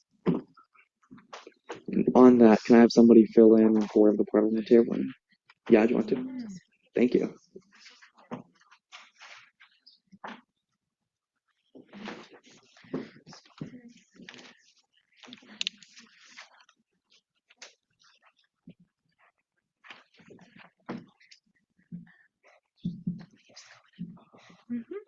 Okay, today we'll be looking at Lex 5420, ensuring fair financial distribution within ASCSU branches. This abstract says, this Lex aims to codify a fair and balanced fiscal structure within the branches of ASCSU to uphold a system of checks and balances that does not favor any single branch. Did committees make edits to this? Chair I Meyer. don't know there. We changed the second therefore clause to say discretionary funding shall be allocated equitably among branches based on their operational responsibilities. The legislative and executive branches as the primary public-facing branches and the judicial branch as the main facilitator of oversight shall receive equitable appropriations proportional to their respective administrative needs. Can I ask a really quick question? Yes. Why take out the word adjudicatory? Because they do more than just admin stuff. I was just curious. We felt that it was just kind of redundant. Okay, no worries. Yeah. University Affairs did make edits to this. We edited the abstract to reflect more neutral language. I think we removed something. Point of information. This does not look. Yeah, this like is the not. ones that were made in university. This is not reflecting the University Affairs edits. We also added a whereas clause which defined equity. How am I gonna get those edits reflected, Mr. Speaker, man? Teams, maybe? Instead of my personal email? Yeah. The author can make those as floor edits if you want to. We can send that out in Teams so that that's accessible. We could also wait until next week and have that sent out in the weekly email. Is this not the final reading? This is, isn't it? Yes.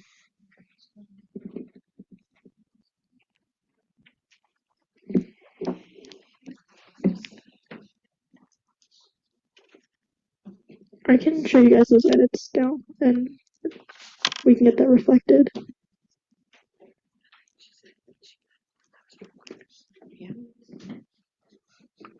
Should we call for a recess for like 5 seconds to do that, or is this like not a recess worthy thing? You can make that motion if you would like to.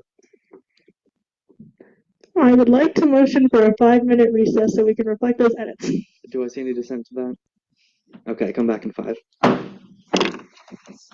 Okay. I can resend it to you on Teams. Yeah.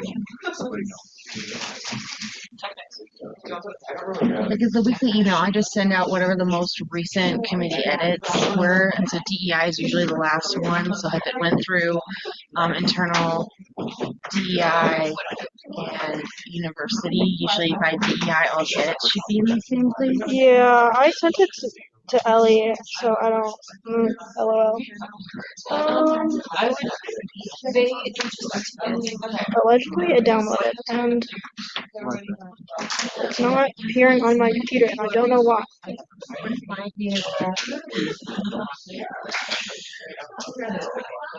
I just the one what you sent in the email would just be just your edits, right? They wouldn't be anything else. Okay, but that's all we need. So that okay.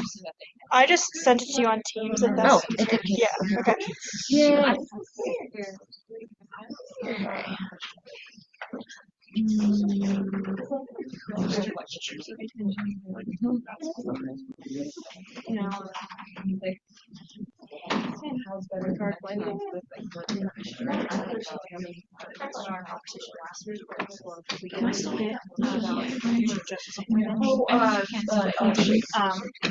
That is a delegable task.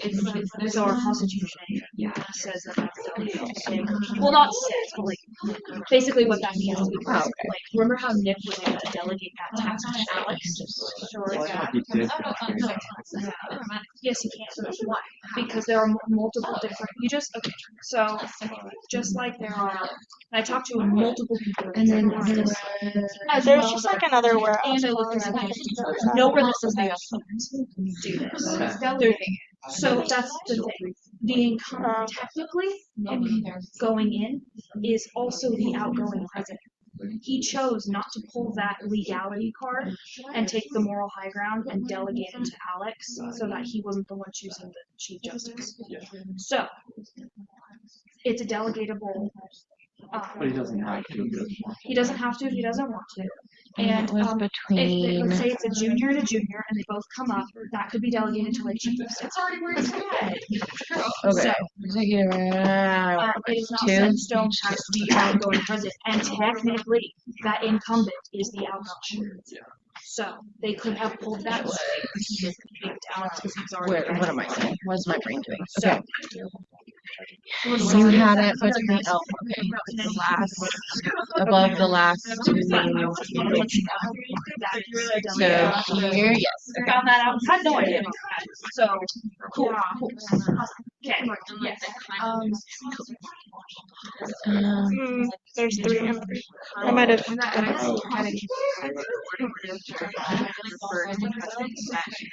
I think we meant to have the 3 just like not because it's like not written out because I think 3 as in written out as a word would be more consistent with like the Constitution of blah, blah, blah, I think. Well, and it's somewhere else. Yeah, it doesn't really matter. That's very technical. No one cares. Equitable distribution can be described as distributing money based on the cohesive agreement between all 3 branches dependent on the attorneys for their respective processes. Yeah, I think that's probably for their respective process. Do processes. Okay. Yeah. Okay. Was there any... I believe that was it. Yeah. Okay, hold on. This one. Okay, so it's the original the president process draft. Felicity got pink, and I was really, really upset because I don't understand why mine doesn't auto. It's random. It's random because if I open it on another tab, it'll be difficult. Yeah, maybe I should just open it on a bunch of tabs until I get pink because I want to type in Barbie pink like all the time. Well, like whatever we open in Senate won't be the same. Yeah, I know, but I like it when I see it and it's pink. Okay, that's fair. That's fair. Then yeah, close it and open it. Or if it's green. I'm happy with either of those. It's like blue or like red, and I'm like boring. What? I heard my name. To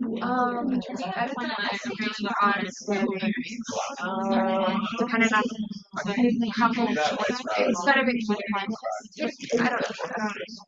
What edit did you make? I just on this legislation? No. Oh, okay. We'll talk about that when we get there. I think that's it. I think we're good. I'm gonna close my email out for this person who's gonna sit at this desk. I want to stream. Okay.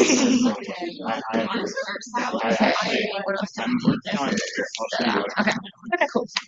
Cool. Fantastic. Amazing.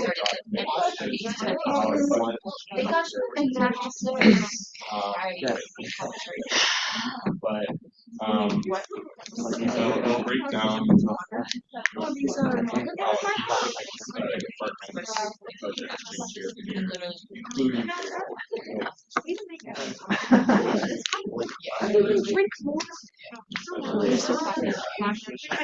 so it shows you like how it changes like the next budget has actually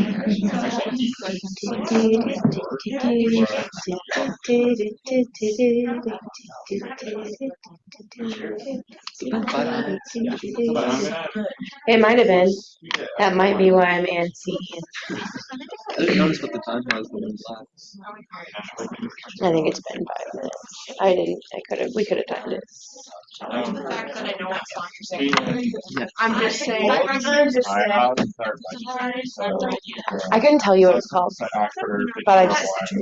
grad student thing, front desk, and the election success. All those have already been budgeted. Don't send them back to us. It's just so that we don't have to see them before they pass. Oh yeah, that's a. Can you tell me which ones again? It's Sunset Flowers. 54, 26, 54, 27, How do you feel 54, like 28, get together? and then 54, 31. Okay. So they just have to be seen by the other Thank you. Save us the trouble. Yeah. Thank you. Budget reform is cool. I don't know, but like, I'm just like scratching. But when I'm just like thinking about it, maybe like. I have no idea if we have control over the climate in here. I imagine it varies quite a Yes, bit. Matthew, turn the AC up. Okay, that's all. I'm back now. I think we've got this all situated.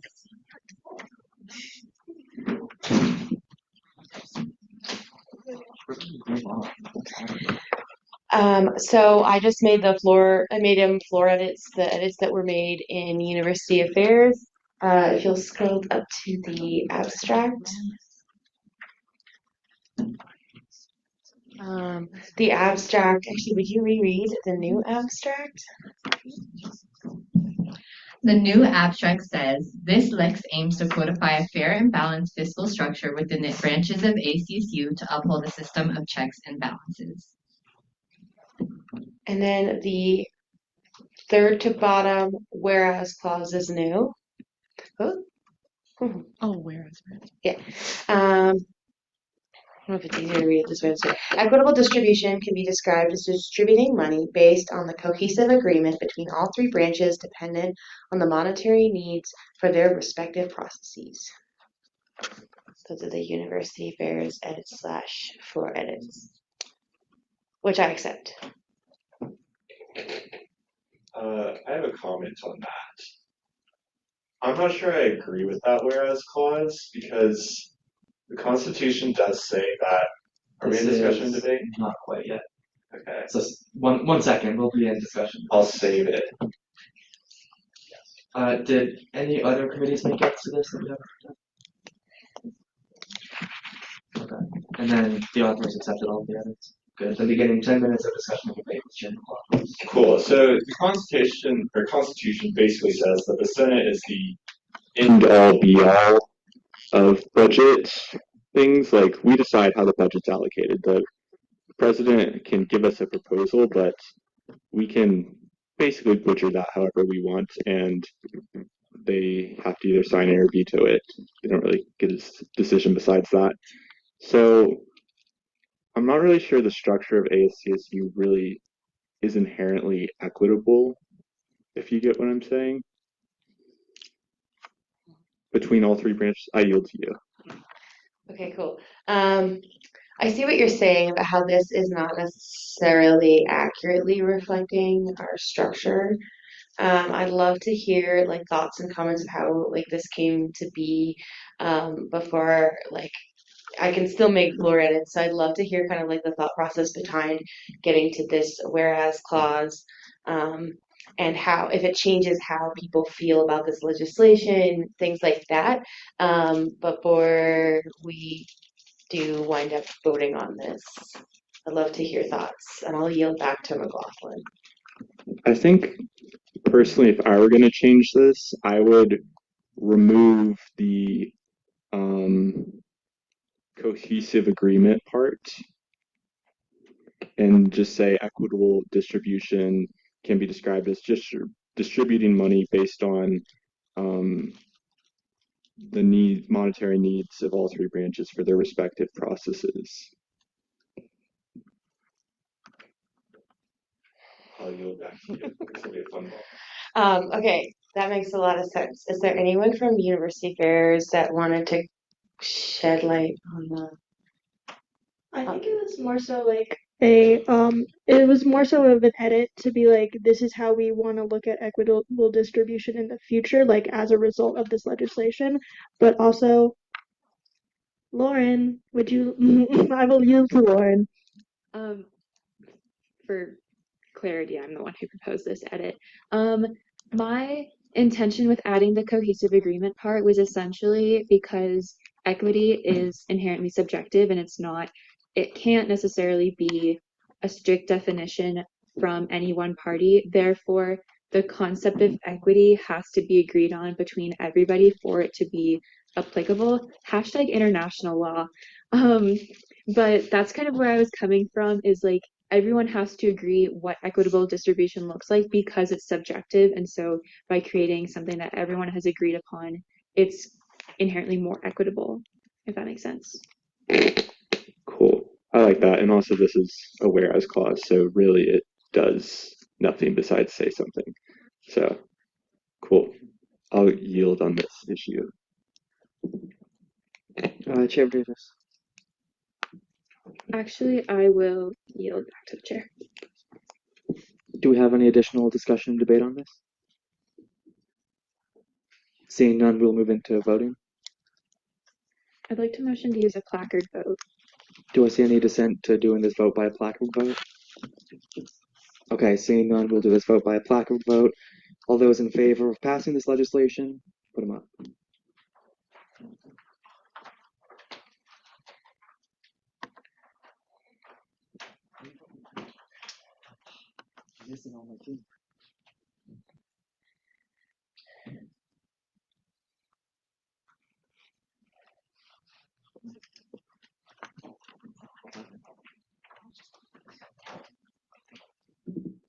You can put those down. Those opposed?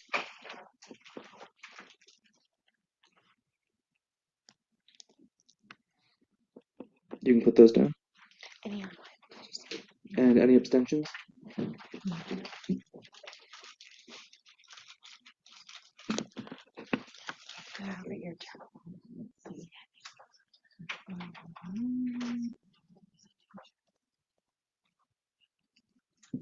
you want You can put those down. Do we have one on Zoom? We do have someone on Zoom, but there doesn't seem to be any response. Do you want to say no? Question mark. Oh. I don't actually think it matters.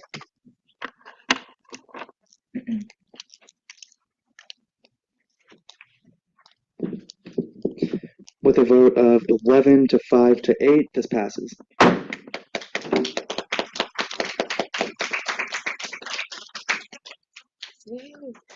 What's next? Possibly. With that, we'll move into Resolution 5414, supporting student right to protest.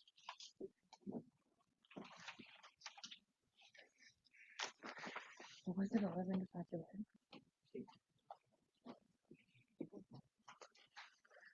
Okay.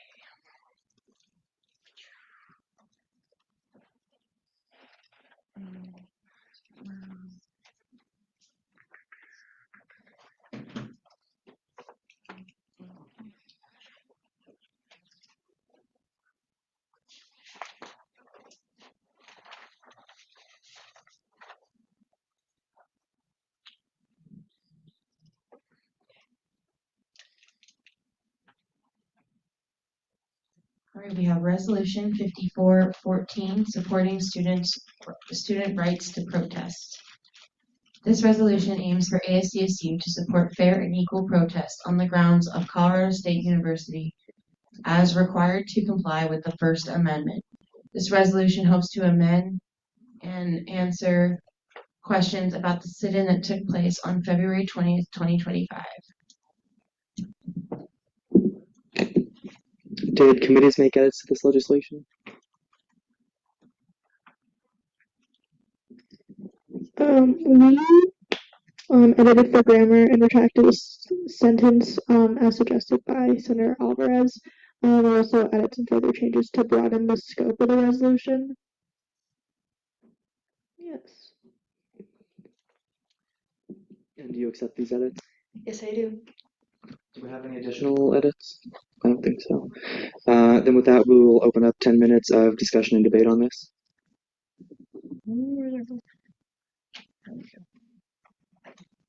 See, Chair Myers. I think this is an important piece of legislation. Right to protest is really good, especially for students. I move to previous question. Do I see any dissent to that motion? Seeing none, we'll move into voting on this. Voting for the bylaws is Chair Davis. I'll motion to approve this with unanimous consent. Do I see any dissent to that motion? Seeing none, this is passed by unanimous consent.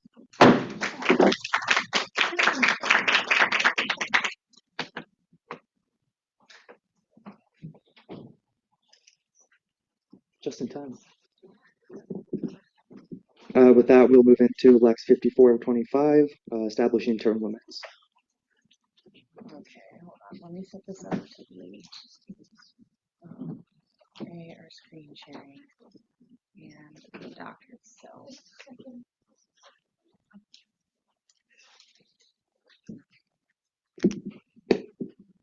I mean, someone else. Do we have a parliamentarian? Baron, thank you.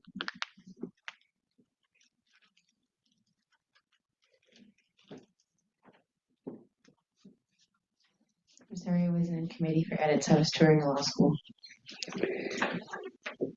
Coolio. Were there any edits made by any of our committees?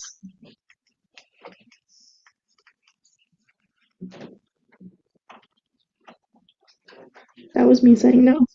I know, but I also know that Mitch had edits. Mitch. I'm sorry. Yes, we did edit this. We added a whereas clause. That whereas clause that basically kind of beefed up the argument that a term limit is already kind of assumed within the Constitution. I yield. Thank you. May I just read it out loud? Sure. Whereas the process for appointing the Chief Justice has historically operated under the implicit assumption of a one-year term limit, typically aligned with the tenure of the outgoing president. The absence of an explicit term limit may enable biased appointments, particularly in cases where there is no outgoing president or vice president, thereby undermining the system of checks and balances between the executive and judicial branches of ASCSU. This poses the issue of diminishing organizational efficacy and furthermore impairing the ability of such elected officials to fulfill their duty of due diligence to the student body in appointing said position through their obligated powers. And Thank you. Do the authors accept this edit? Awesome. No other edits made. We'll go ahead and enter a period of discussion debate by the first raised placard.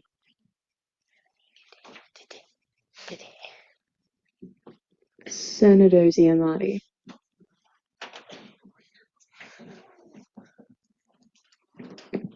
Thank you.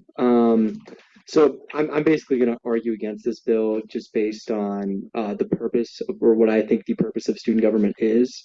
I think the purpose of student government is to best serve the student body, and I think that this bill enacting term limits, preventing incumbents who may be more qualified to lead the student government kind of goes against that. I understand inclusion, but I think that that is not an end in itself. I think it's more of a means. Inclusion is a way to serve the student body, but it's not necessarily the end goal. The end goal is to serve the student body. And when you say that an incumbent cannot serve because they just can't, well, you're excluding that representation because, of course, last election we had Nick win the presidency, and I think Jakai may be eligible for something like that next year. And an election is the student body choosing who they believe is most qualified to serve them. I just don't think that this can really stand with how I view representation.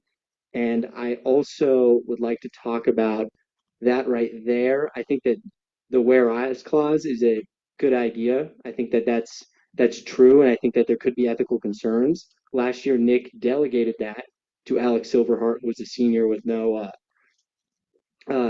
actual stake in what was going to happen this year. But I also think that we can do something else to help that without getting rid or, sorry, adding term limits, which can, I think, kill the voice of the students a little bit. Thank you, and I yield to the chair. Thank you. Speaker Taylor? That was actually something that I wanted to talk about just a little bit.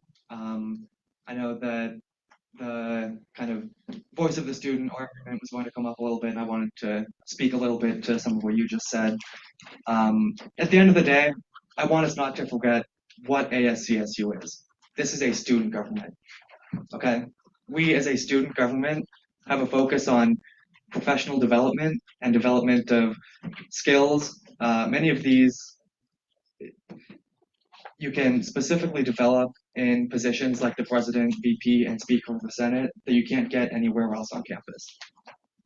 I believe that even if the incumbent is the best and most qualified individual on this campus to hold that office, they should not get a second chance to do that.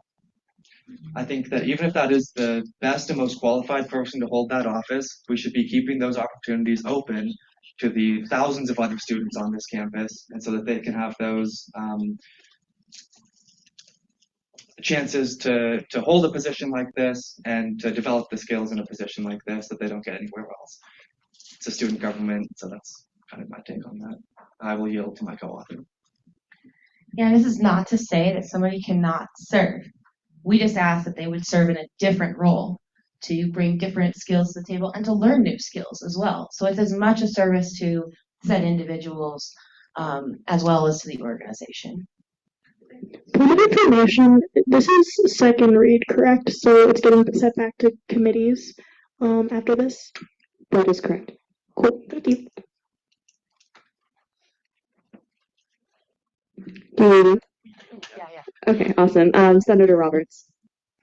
I just have a quick statement to say, and this is just a belief that I have, and it's that leadership is not a title, and it's not something that we define as having to be president. And so I feel it's important that each and every one of us know that the leadership that is sitting within this room is just as important as any leadership position in ASCSU and as any student across this campus. Our job is to be empowering that student leadership and that student voice. And so I'm not really taking much of a stance, but I'm just here to say my opinion is like leadership is seen in everyone. And so we should be able to see that leadership in everyone, no matter what position they hold. And so I guess I will take a stance on this. I think a term limit doesn't really matter because we're not getting rid of their leadership.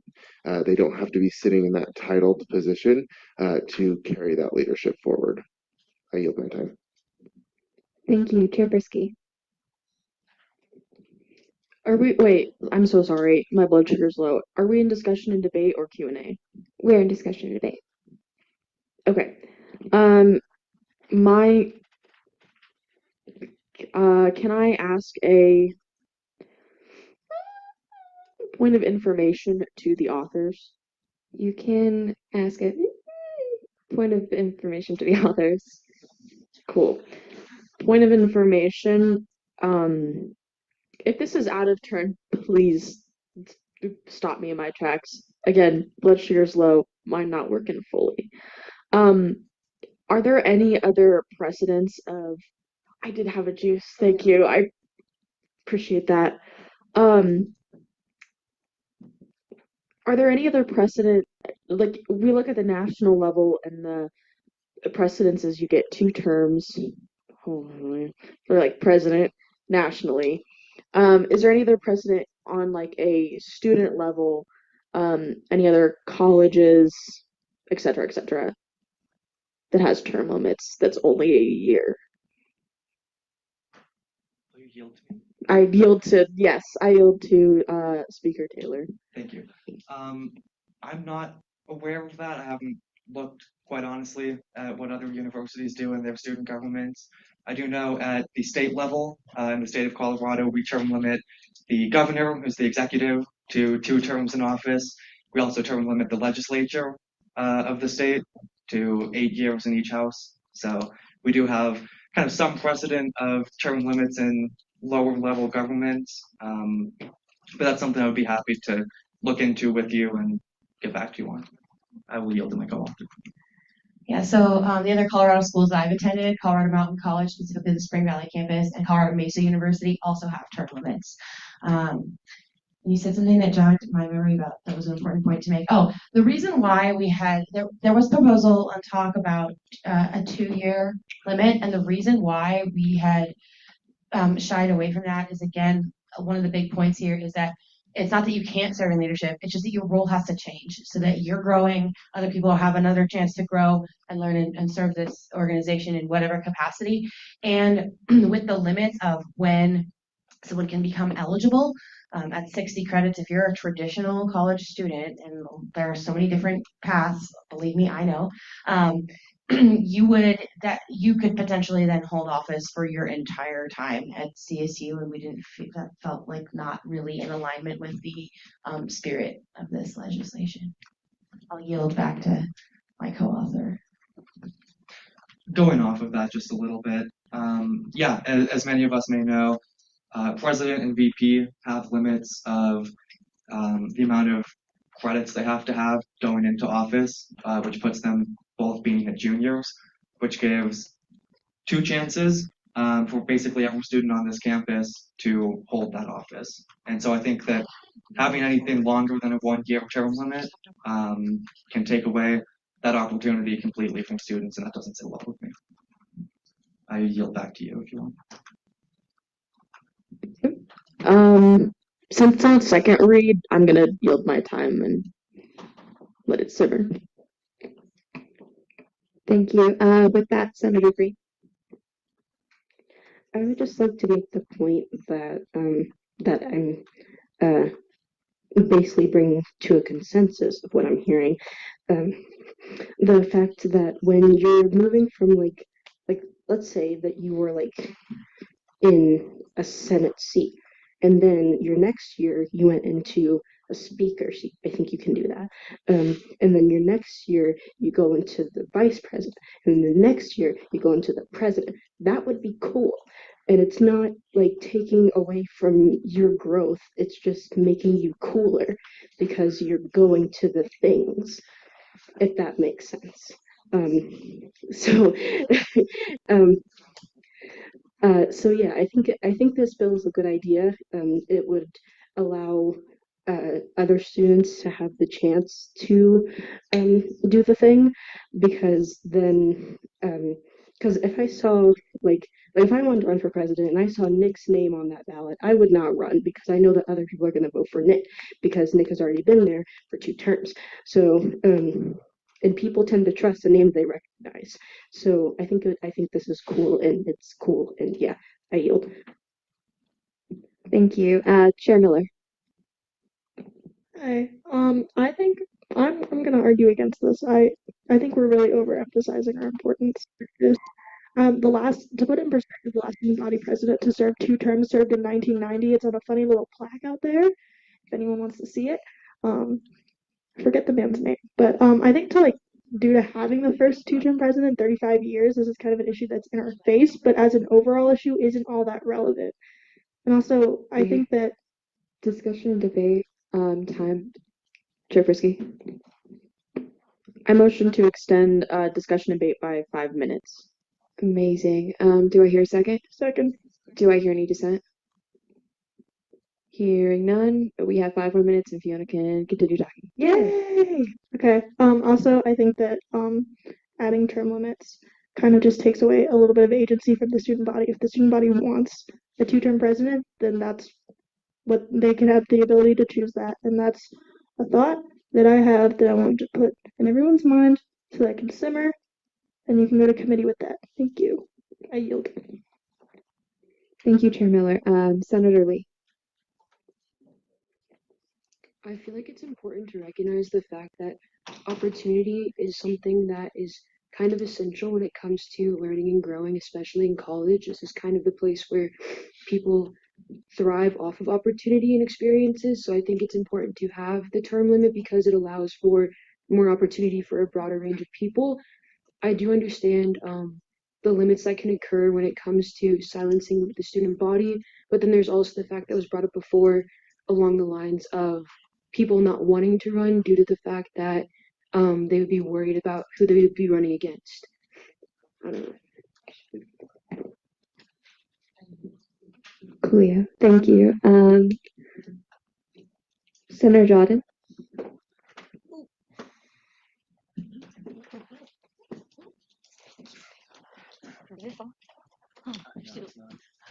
Okay.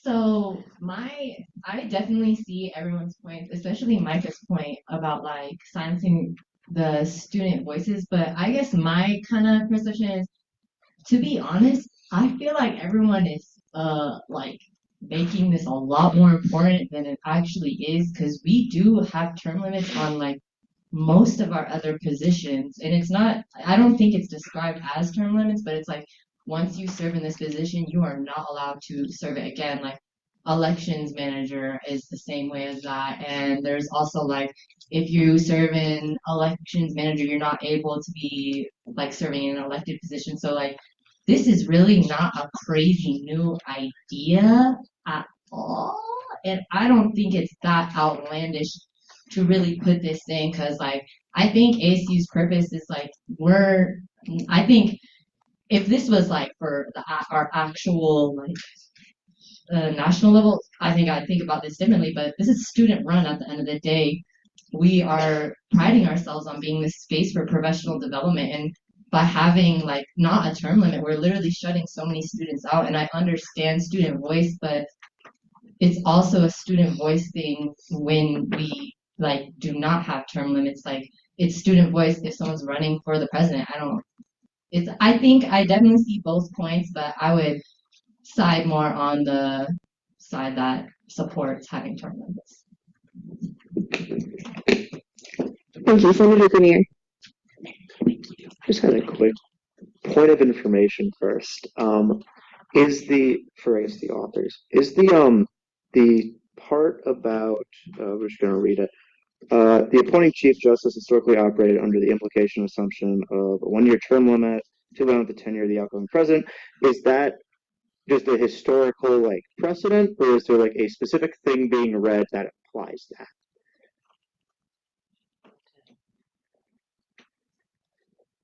We'll yield to the authors. I would like to yield to the person who made the edit, if that is okay. Yes. It was committee, right? That was which committee? For this whereas. Yes. It was DEI committee, and it was. Can I have who would be next in the lineup? Would it be Jared? Fiona. Fiona. Fiona, can you come here for a second? They got the Asians at the front.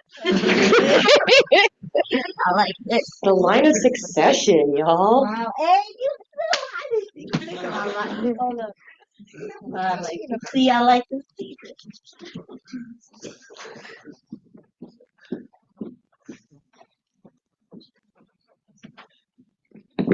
May I ask you restate the question, please? Okay, so in the fourth whereas clause, where it says the process of appointing the Chief Justice has historically operated under the implicit assumption of a 1-year term limit typically aligned with the tenure of the outgoing president. My point of information was whether or not that is simply being put there in terms of the implicit assumption being just what we have historically done, as in precedent, or if that is something that is being read that way in our Is there a official time limit documents. for whatever discussion and debate? Yes, Chair Frisky. I motion to extend discussion and debate by 8 minutes. Do I hear a second on that? With that, discussion and debate is extended by 8 minutes. Good job, Fiona. Proud of you. Well, you're back to pro temporis. Yeah, okay. So the president said, due to it being a not typical situation where we have incumbency, as we've seen in recent history, the only example we have is what Nick did. And what Nick did was decide to delegate the task to Alex Silverhart, who happened to be graduating. That is not a guaranteed thing within a ballot. There could be 2 juniors running for the position. There can be 2 sophomores running for the position, et cetera, et cetera. But what the president specifically said with Nick DeSalvo, him being our primary example of what incumbency can look like, its positives and its detractors, he decided to delegate that task to someone who was graduating. But the issue that we run into in terms of anyone else being delegated that task outside of the vice president position relates to one, it's not within the powers of the Senate body. The Senate body's powers relate to ratification. It can't be delegated to someone within judicial that's a conflict of interest. It can't be delegated to someone within executive cabinet that's also a conflict of interest due to the hiring process. So there really isn't a great solution in terms of what other avenues we can take in that delegating process. I'm sorry, but you haven't answered my question. How? My question was, where is that implicit assumption coming from? Is that historic, or is there a written thing that is being interpreted? Actually, I'll speak to that. Morgan Wright, what specifically is codified? What we had a conversation on Friday. What is written down in terms of outgoing and incoming?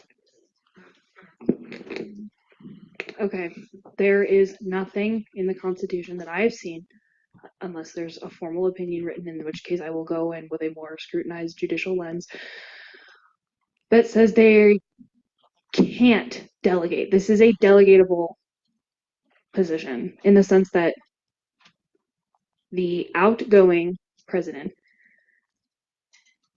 outgoing also does not equal senior.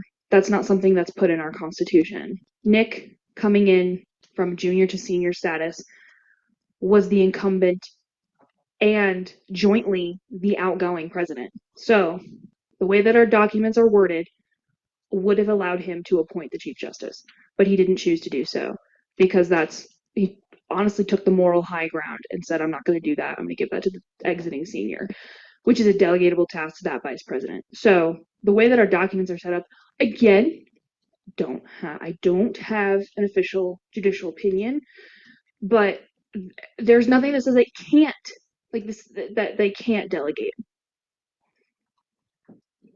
Thank you. Grenier, does that suffice in tandem? Yes. Thank you. Okay, so now I'd like to make my actual discussion part. So based on that, I'm going to speak against this because the way I view it, based on the fact that there is really nothing like this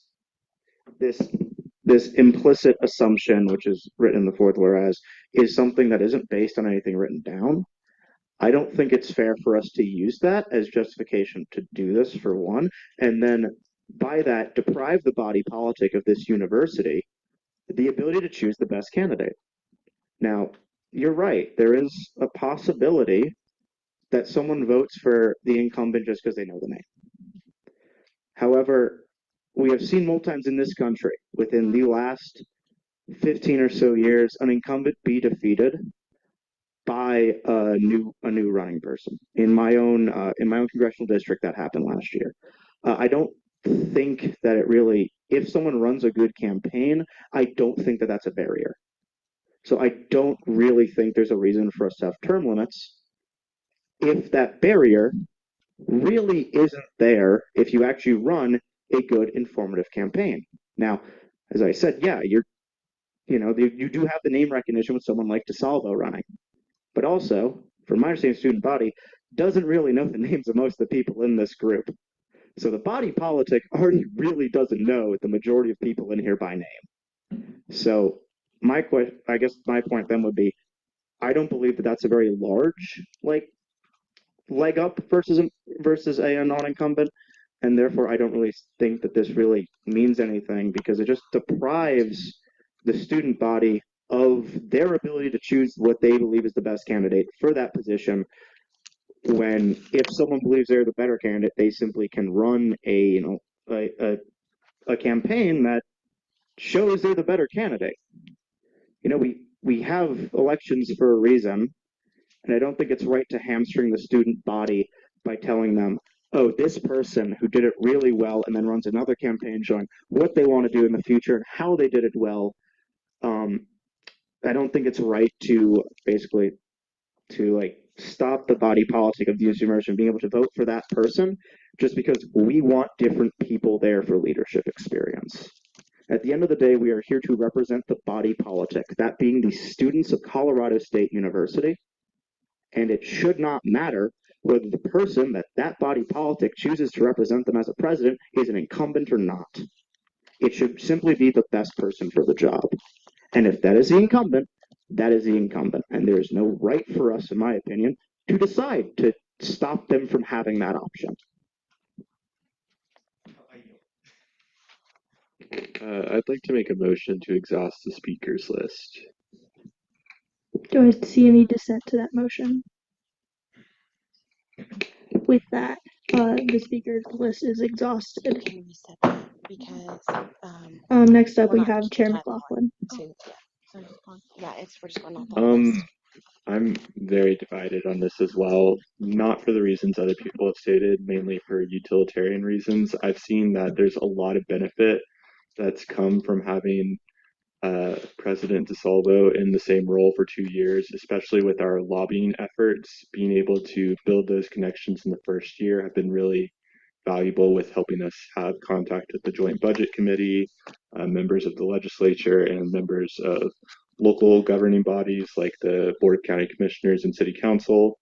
So I've seen an LSAB that be a real benefit. However, I do also see the concerns with use of ASCSU resources to promote a campaign and how that there could be some gray spaces there that might allow for abuse of funds. So I think I'm leaning 55% towards yes on this.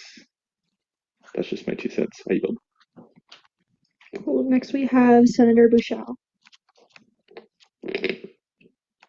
I just wanted to add on to the ideas of the benefits of having a two-term president with the ability to build connections, since building connections as a first year within the presidency role, it takes a long time to be able to extend your connections within the university and with whatever realms they're involved in, such as like Board of Governors. And I don't think it's fair for us within ASCSU to decide for the students who can run just because someone has already run and has already held position within office. I don't think they should be able to have the ability to run again be prevented from them, because any president and vice president must run a campaign, and to follow our democratic processes, there's 2 weeks of campaigning where the campaigners can go to students and campaign. And I feel that through their campaigning, they'll gain exposure to students. And I don't think just because someone's an incumbent is going to increase because most of my friends don't know anybody's names within ASCSU. They only know that because I'm in ASCSU, and I'll say people's names, but otherwise people don't know who is within the president and the vice president role. Therefore, I don't see necessarily a need for making a term limit within the Constitution. I feel that if the student body wanted a two-term president, they can have a two-term president. If the student body chooses to not vote for the incumbent, they have the choice to not vote for the incumbent. Therefore, I feel that the term limit written within the Constitution isn't necessarily something that needs to be written out, because that takes voice out of the student body when we're trying to maintain student involvement and maintain the voices of the students we represent. I yield.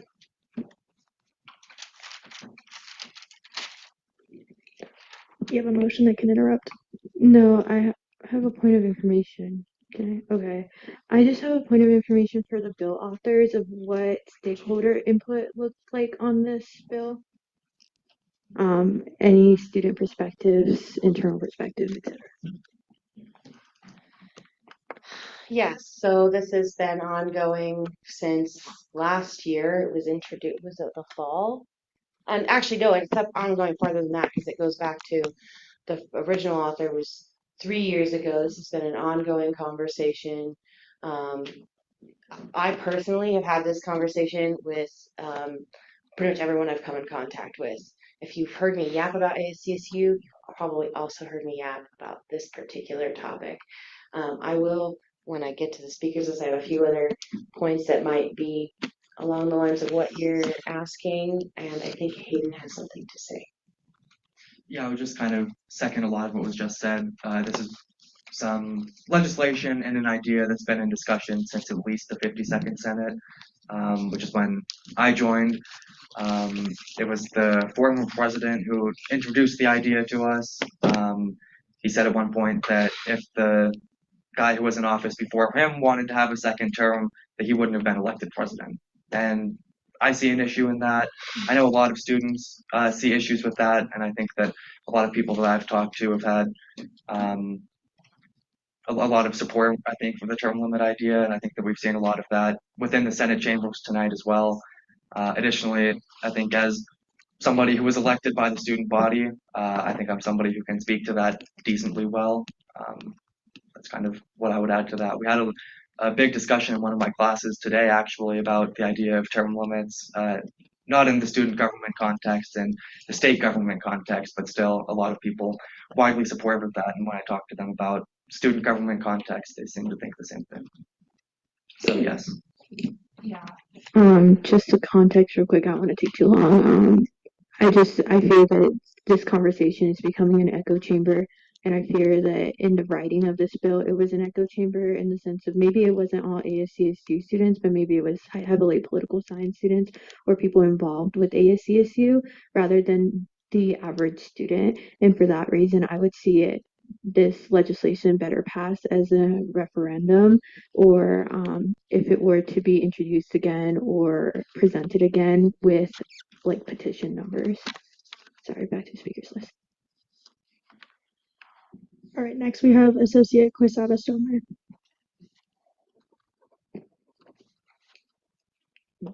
I don't really know what to say now.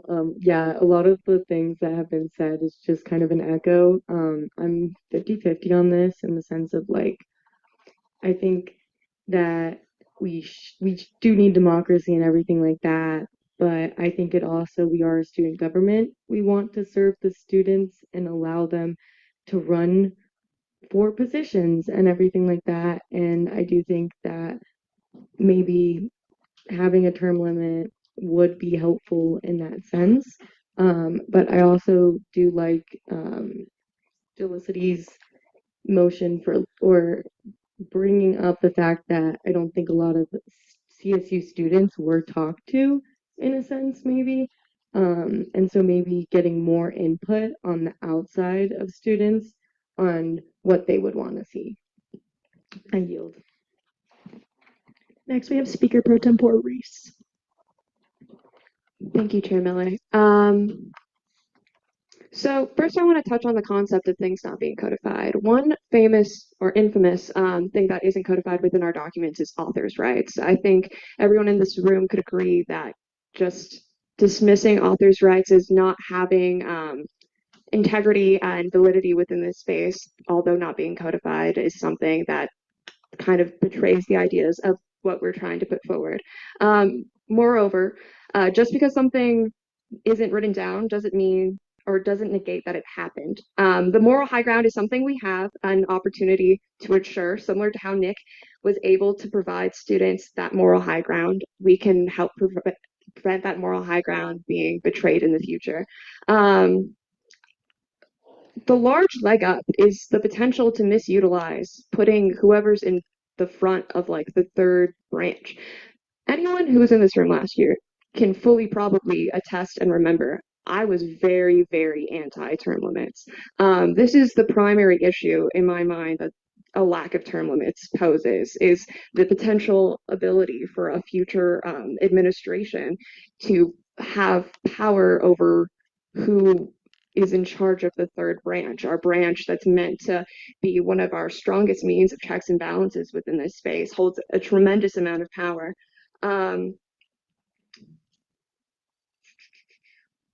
In my opinion, we have no right to prevent the efficacy and consistency within our systems. I don't know about y'all, but when I got to thinking about how Morgan Wright was like hi Morgan, I love you, Morgan, appointed to her position, I at first was like confused. I was like, wait, Nick's not leaving. That's not a consistent system.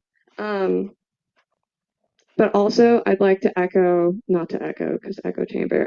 I really like Felicitie's point about the referendum. I think that could be incredibly cool. Thank you. Next, we have Speaker Taylor. I wanted to just talk a little bit about a couple of the things that have been mentioned tonight. To me, the simple fact is that incumbency is a huge advantage, especially on a college campus like this. That's something that I can personally speak to quite a bit with my experiences. To those of you who maybe don't know, before in the election before I sought this position and won, I sought the speaker position and I lost that election. I also believe that even just having my name on the ballot and having that campaign going into it a second time gave me a huge advantage. Additionally, I was just elected as a senator a couple of weeks ago. I think that I also had a huge advantage as an incumbent, and that's just the reality of that situation. Holding positions like this gives you a lot of exposure on campus and gets you a lot of recognition. I think that that's something that's an issue in election that can discourage people from seeking that. So that's kind of my 2 cents on that. I do think that incumbency is a big advantage, and I think that a term limit would kind of help stop that. Additionally, I do know that term limits is a difficult issue, and I know that reasonable people on all sides of that can disagree on that. So I love the discussions that we've had tonight about this, and that's, I think, a lot of what this is about to me. At the end of the day, if this passes, if this doesn't pass, I'm glad that we've at least had this discussion. It's a discussion that's been ongoing, and I would like to continue that. Obviously, I am on the side of favoring term limits and thinking that we should pass this.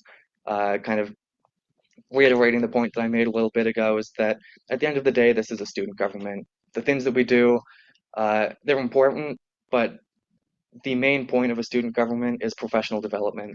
It's exposing students to opportunities, and a lot of positions like these, like the president, vice president, and speaker of the Senate, give students opportunities that nobody else on this campus has. And I think that having somebody seek election again takes those opportunities away from students. And I for one, see a big issue in that. So that's my 2 cents on that. I'll be making these same points again next week, and I'm happy to talk about the term limits idea with anybody. I'm happy to answer any questions you may have, and especially to those of you on the fence, I'm happy to discuss this a little bit. I yield. Cool. Next, we have Parliamentarian Camberg. Been taking notes, and I want to kind of go through some of the things that were said. We've stated so that incumbency gives you a huge advantage. I didn't really want to necessarily bring this part up because I know that this was contentious last year.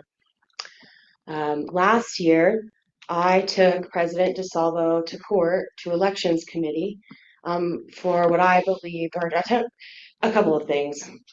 I brought forth what was a code of ethics violation, I believe, in relation to the election, because that is outside of the scope of the Elections Committee. It was not able to be resolved during the election, and then was essentially rerouted back to the Elections Committee in a different form. And what I brought to the committee was the fact that President DeSalvo he said that he had no knowledge of this. So take this with a grain of salt. I didn't necessarily believe that, but he had posters all over the LSC with his name on it, used with the funds of his office, promoting the work that had been done by LSAB, which is chaired by his campaign manager.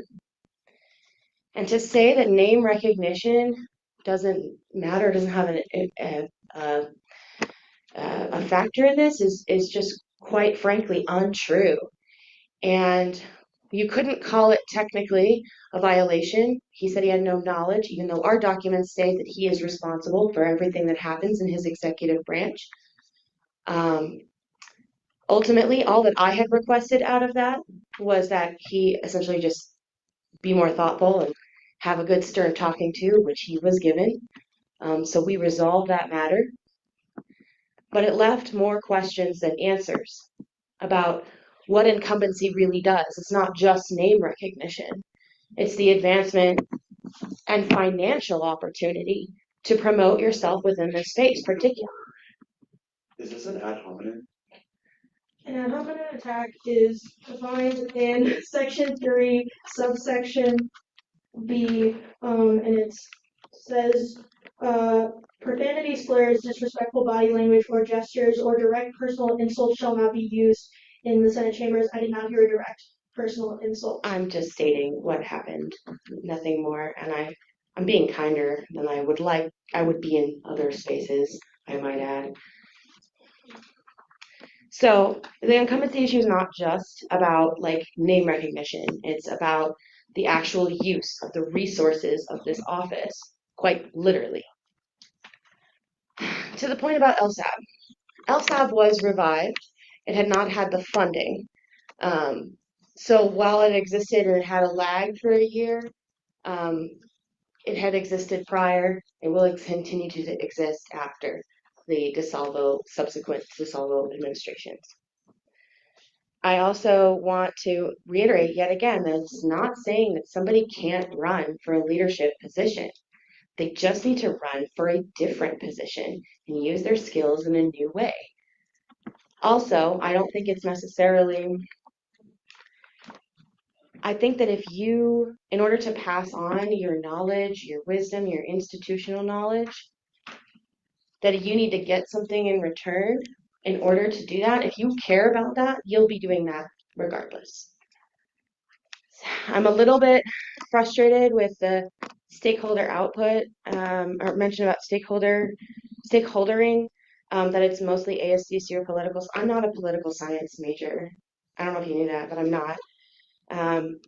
And without getting into all of the identities that I hold, I think that it's kind of dismissive of the work that we've done for now 2 years to talk to people. And maybe it has to be a referendum because everyone I've talked to, with the exception of people internal to ASCSU, who have a vested interest, by the way, which brings me to my next point.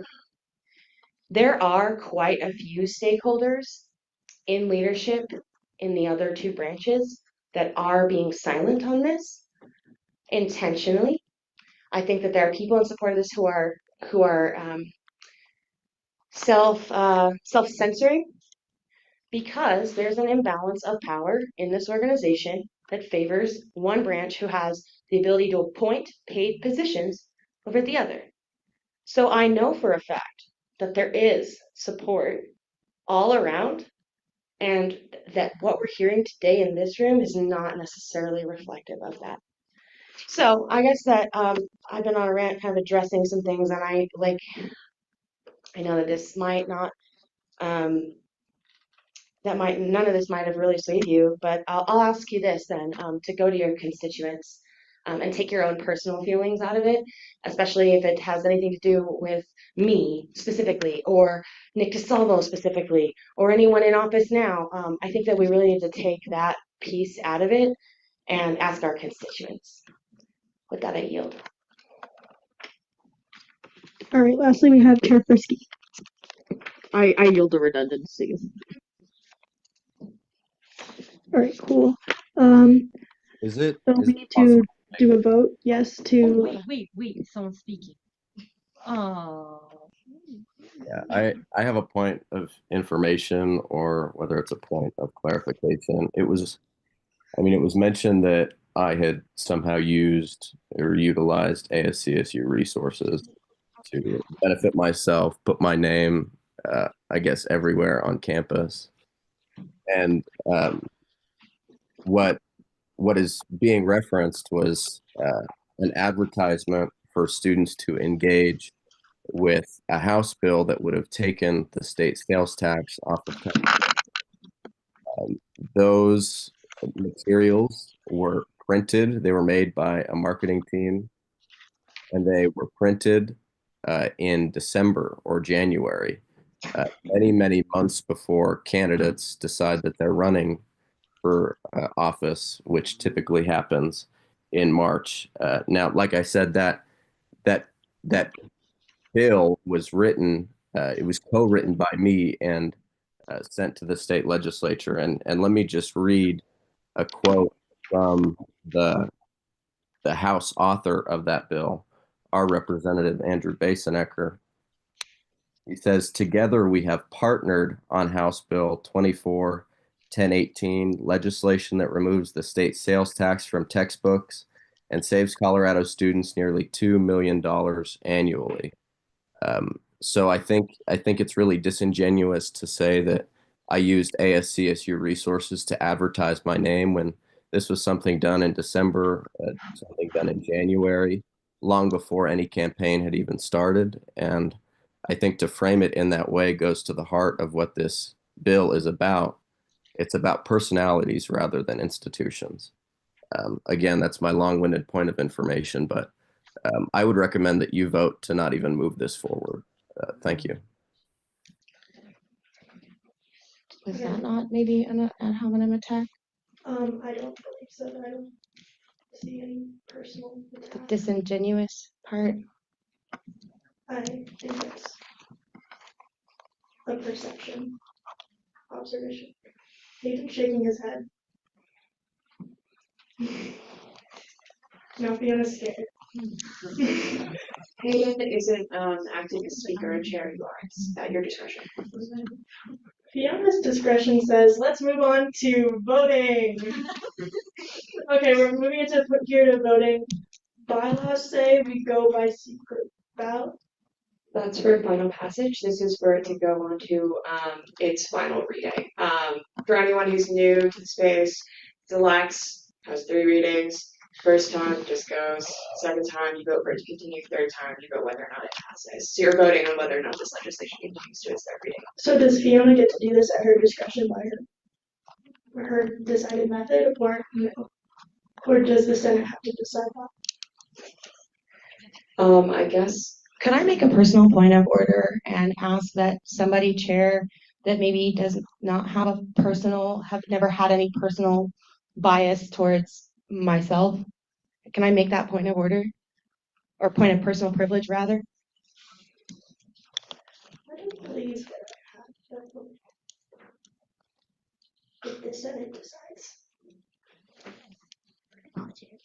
The line of succession in the bylaws outlines that Chair Miller would be the one who would lead this. If she wishes to step aside voluntarily, that would fall upon, I believe, Chair McLaughlin. So that's what's up with this question. I think we should just vote and be happy. In my personal opinion, unless someone else wants to make that motion. I will, actually, you can do it. I just have a question.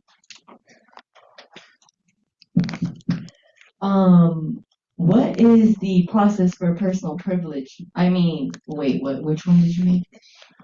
I thought that was to like account for like Would the Senate body feel comfortable with me taking this vote? Thumbs up, thumbs down. Cool. Fiona doesn't know how voting works. Okay, thank you. Yay!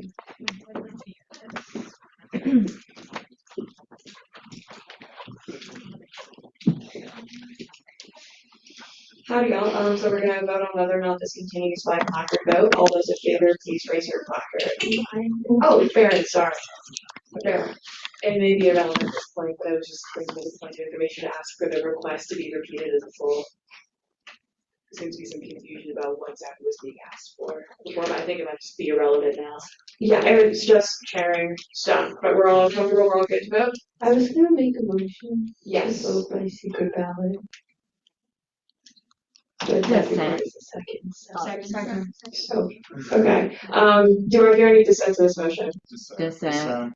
Okay, we're gonna vote on whether or not we vote by secret ballot by placard. All those in favor, raise your placard. Yeah.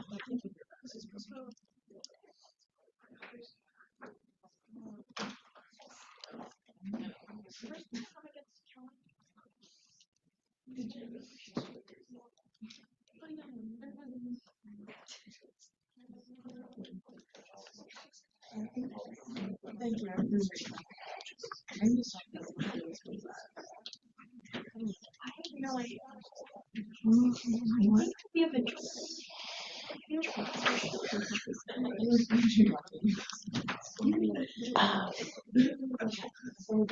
I might take a minute after this. Thank you. You can go ahead and put your placards down. And if I could ask everyone to stay quiet for just a second, if we're doing it by secret ballot, we're going to get a recess in a second anyway. So all of those opposed, please raise your placard.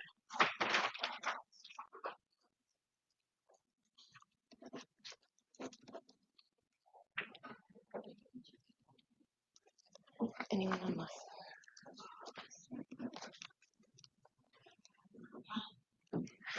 Thank you. You can go ahead and put your placard. Any abstentions?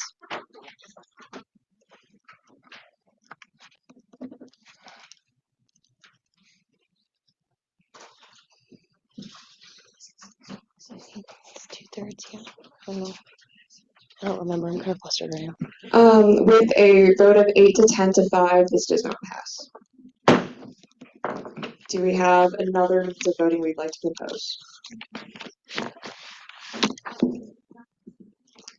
Senator Ziamati. I'll motion to vote by placard. Do I hear a second? Second. Do I hear any dissent? Seeing none, we'll take this vote by placard on whether or not this piece of legislation continues. If you'd like to see this piece of legislation continue, please raise your placard.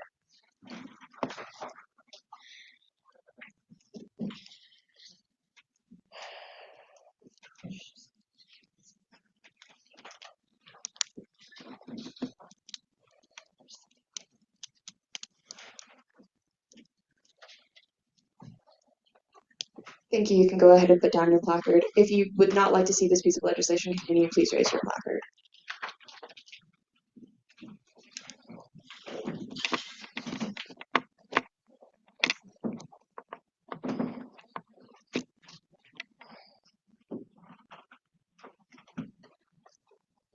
Thank you. You can go ahead and put down your placard. Any abstentions?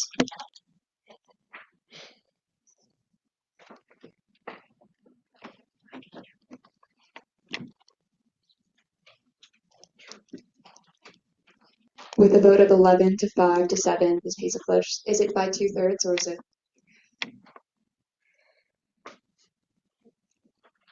Poli sci in my heart. Give me 1 second.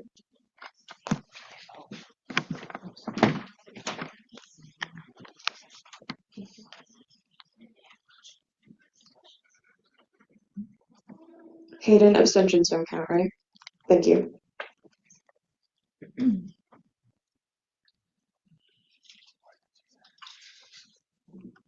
Are you sure, Jared?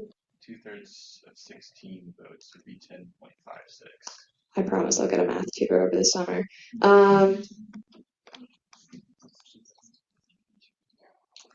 With a vote of 11 to 5 to 7, this piece of legislation continues and will be going to the Internal Affairs Committee. I'm gonna take a look. Good. Okay, cool.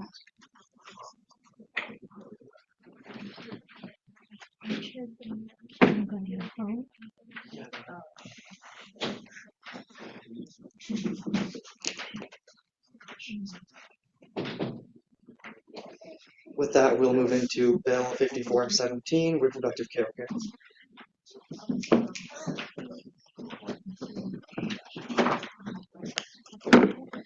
Okay, I got this. Hey besties, please don't leave. I really want people to stay for my legislation. Everybody was gone. Not everybody. Do love everyone, but a lot of people had to leave because it was like 11 o'clock last time. So.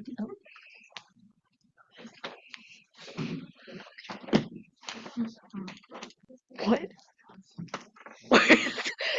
Jeez, Jack.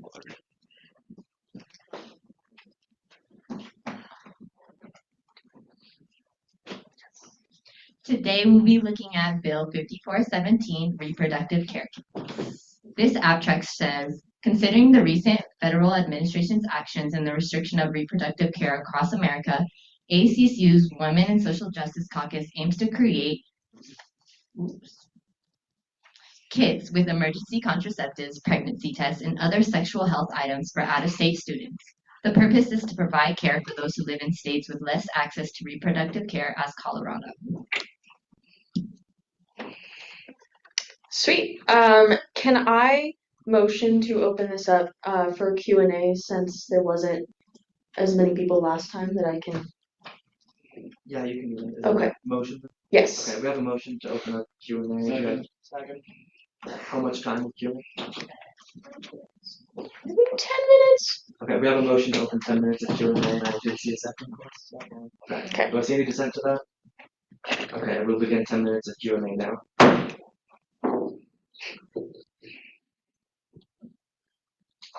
Do I see any questions? Senator Winter. Good question. So for this bill, is there any I think, is there a sunset clause? Because I can't remember if we put one in or not, budgetary. That would be a Jared question. Did we add a sunset clause to this I believe so. bill? Okay. It's not in. I believe. I didn't see one before when I was looking at through the edits, but I Okay. could have completely missed it. We reviewed this yesterday. So I believe, thanks to the Lex, the edits need to be read in full, which I can do. Period.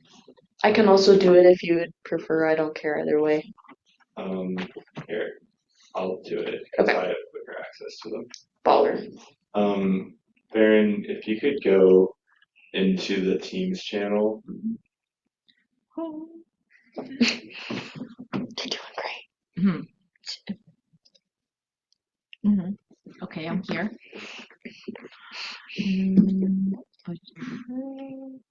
Okay, I'm in budgetary affairs. If you can go to the 54th Senate Teams channel, it should be there. Oh, yes. How do I use the screen? Can you just drag it over? Yes.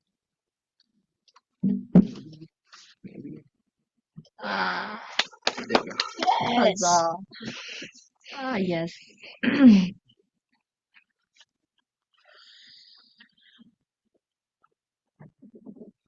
I'll just read the edits we made. First, we made grammatical edits to the sponsoring and just various informational clauses. We added a sentence to the abstract stating this bill allocates $245 from the Senate discretionary fund to fund these care kits. And then to the first therefore clause, we added some grammatical edits, and then we removed the bit about rounding up the cost because we felt it was unnecessary. And then we added a sunset clause stating Therefore, be it hereby further enacted that any unspent funds will return to the Senate discretionary fund on July 1st, 2026.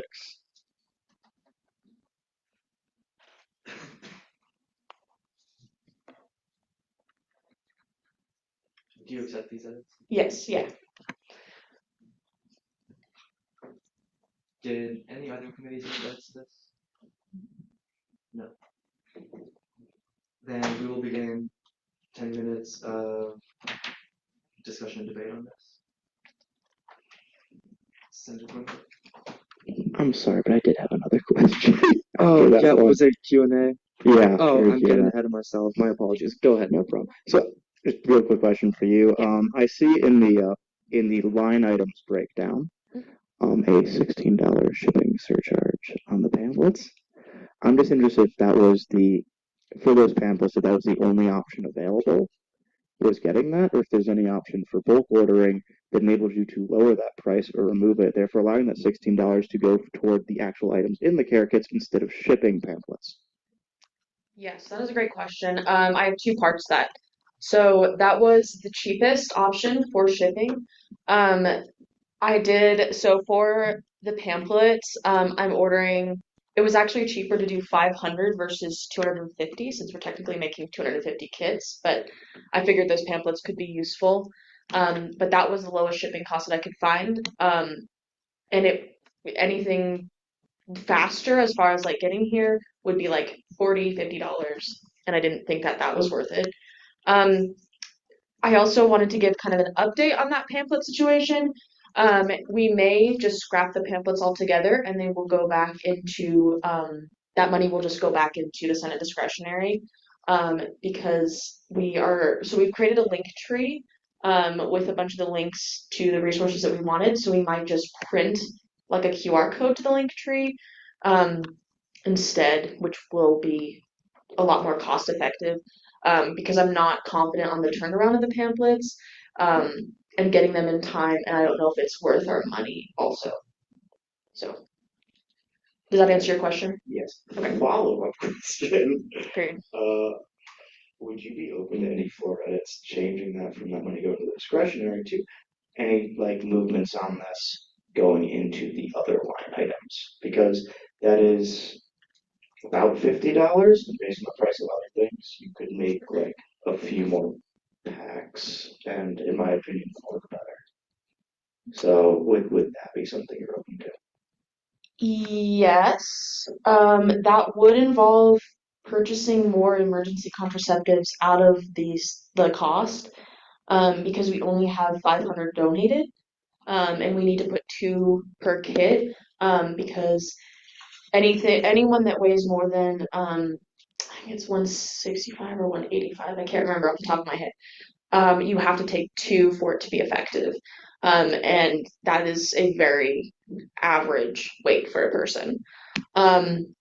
So we would have to purchase the emergency contraceptives. I would be open to that. I just don't have like that price right off the top of my head.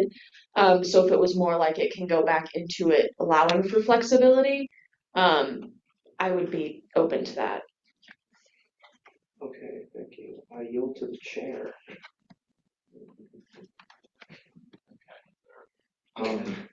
Would you be open to making an edit, removing the line items from the therefore clauses and instead putting them in the whereas clauses, giving you freedom to use the funds as the Safe Center or Women in Social Justice Caucus deems appropriate?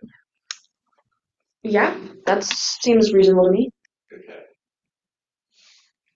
Do you want me to make a motion on that? You can just make the edit. Okay. So would I just highlight? And then I think just copy and paste. Delete. Don't delete it yet, just in case something. Yeah, there we go. Yeah. Okay. Yeah, you're doing And great. then Just should it just be a new whereas clause, or should it go into the Yes. period?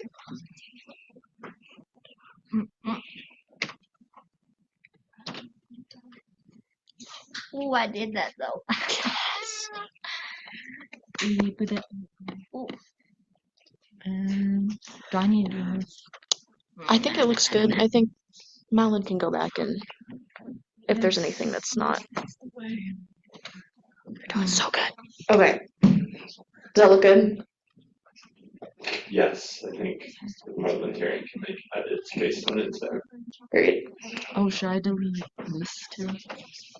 I would recommend no. to keep the amount because that's Yeah. how we allocate the funding. Yeah. Okay. Perfect. That works amazingly. Is there any more questions or anything like that? Any questions? Go ahead. Forgive me if I do this incorrectly. This is my first time. A point of clarification regarding the earlier statement about considering the 86 or just getting rid of entirely of pamphlets depending on logistics. I would just like to point out that there may be those who are not comfortable with having to purely look things up online, and that paper resources can be a valuable asset for those people. That is a really good point. We will take that into consideration because I think that is very important. I think to kind of clarify what's in the link tree, it's a lot of online resources that are state specific. So you can go in and find state specific resources as far as like gender affirming care and things like that. But I do think that there is paper resources are really important to have. So we'll keep that in the back of our minds when we're moving forward with that. And thank you. Any additional questions? Seeing none, we'll move into discussion and debate on this. Beginning with Senator Roberts. Does anyone have, do you have to? Okay, I moved a previous question. Do I see any dissent to that motion? Seeing none, we'll move into voting on this. Chair McLaughlin. I'll move to approve this with unanimous consent. Do I see any dissent to that motion? Seeing none, this bill is passed with unanimous consent.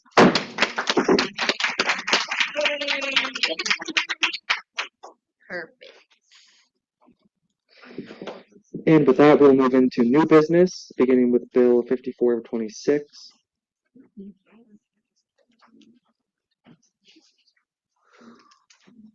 Oh, just give me a second to find that.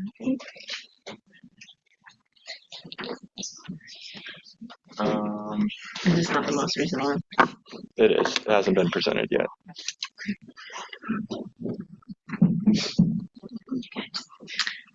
Hi, I will be presenting Bill 5426, Sunset Clause for Lex 5401. The abstract says, this bill amends Lex 5401 to add a sunset clause for allocated funding. Yes, so this is a change to an earlier passed bill. When we passed Lex 5401 at the beginning of the year, we did not have a sunset clause included with that. And that just isn't really financially a good idea to have money left in limbo with no date for when it returns back to the Senate discretionary fund. I would like to make one floor edit to change that from 2025 to 2026.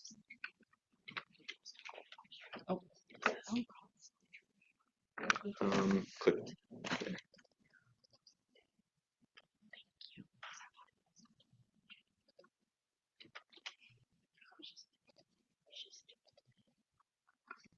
And with that, I will yield. Then with that, we can begin 10 minutes of Q&A. Do I see any questions? Okay. Then this will be sent to the Internal Affairs Committee. I'd like to make a motion to move ratification of the SFRB bylaws to the next item. Oh my gosh, sure. Do I see any dissent to having the Student Fee Review Board bylaws as the next item on the agenda? Okay, that will be the next item on the agenda.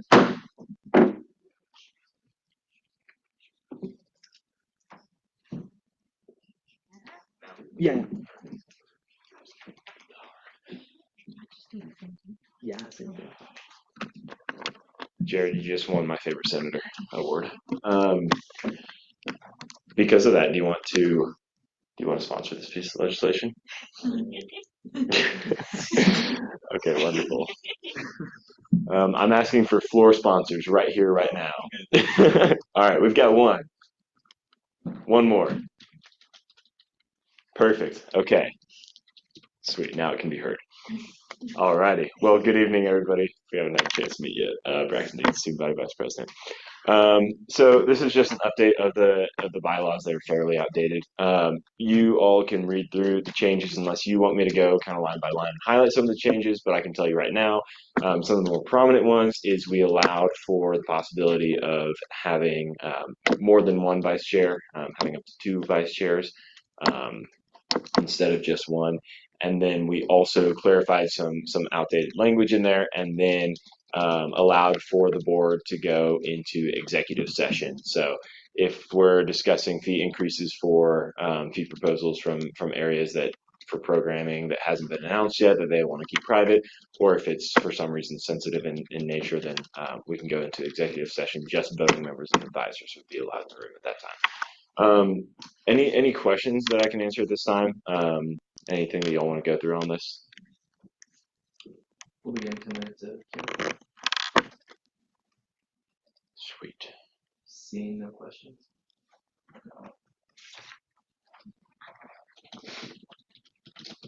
Then this bill will be sent to the Internal Affairs Committee and the DEI Committee. All right, thank you all. Delightful. Oh.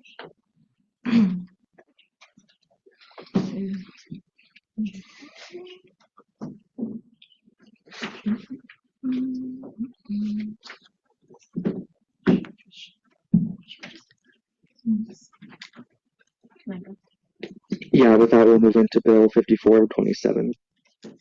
Bill 5427, Ensuring Student Success in Graduate Entrance Exams. This bill allocates $35,000 from the Senate Discretionary Fund to provide funding for ASCSU to purchase study materials for graduate entrance exams. I'll keep this quick. Yeah, this bill just allocates $3,500 to the Department of Academics or its successor, so I don't know if it'll exist next year, to purchase entrance exam or test prep materials for the LSAT, GMAT, MCAT, and GRE exams.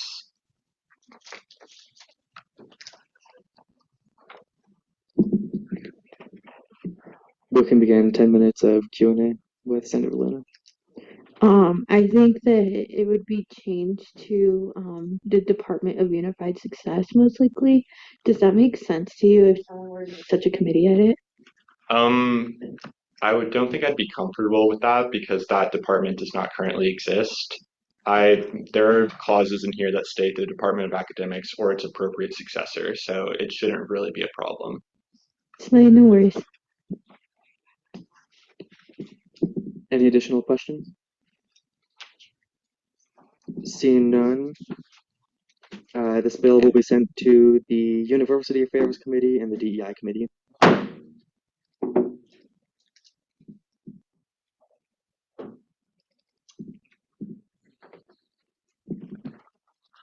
And we'll move into Bill 5428.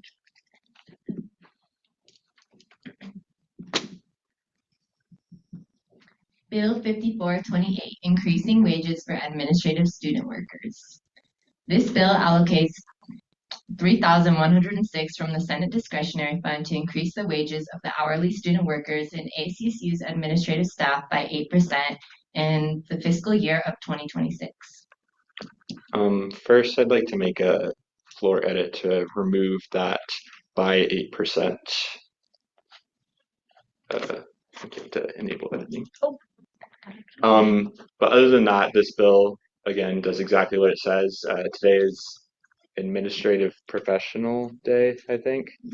So, yes, so this is a apt time for this. This will give our front desk workers a raise next year, which they deserve because they currently make minimum wage, which, I don't know, that doesn't seem fair.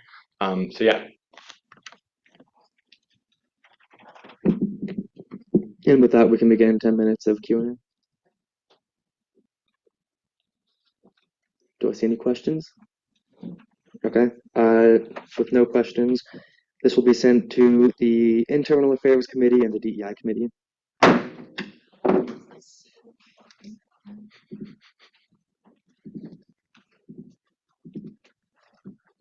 And we'll move into Resolution 5429.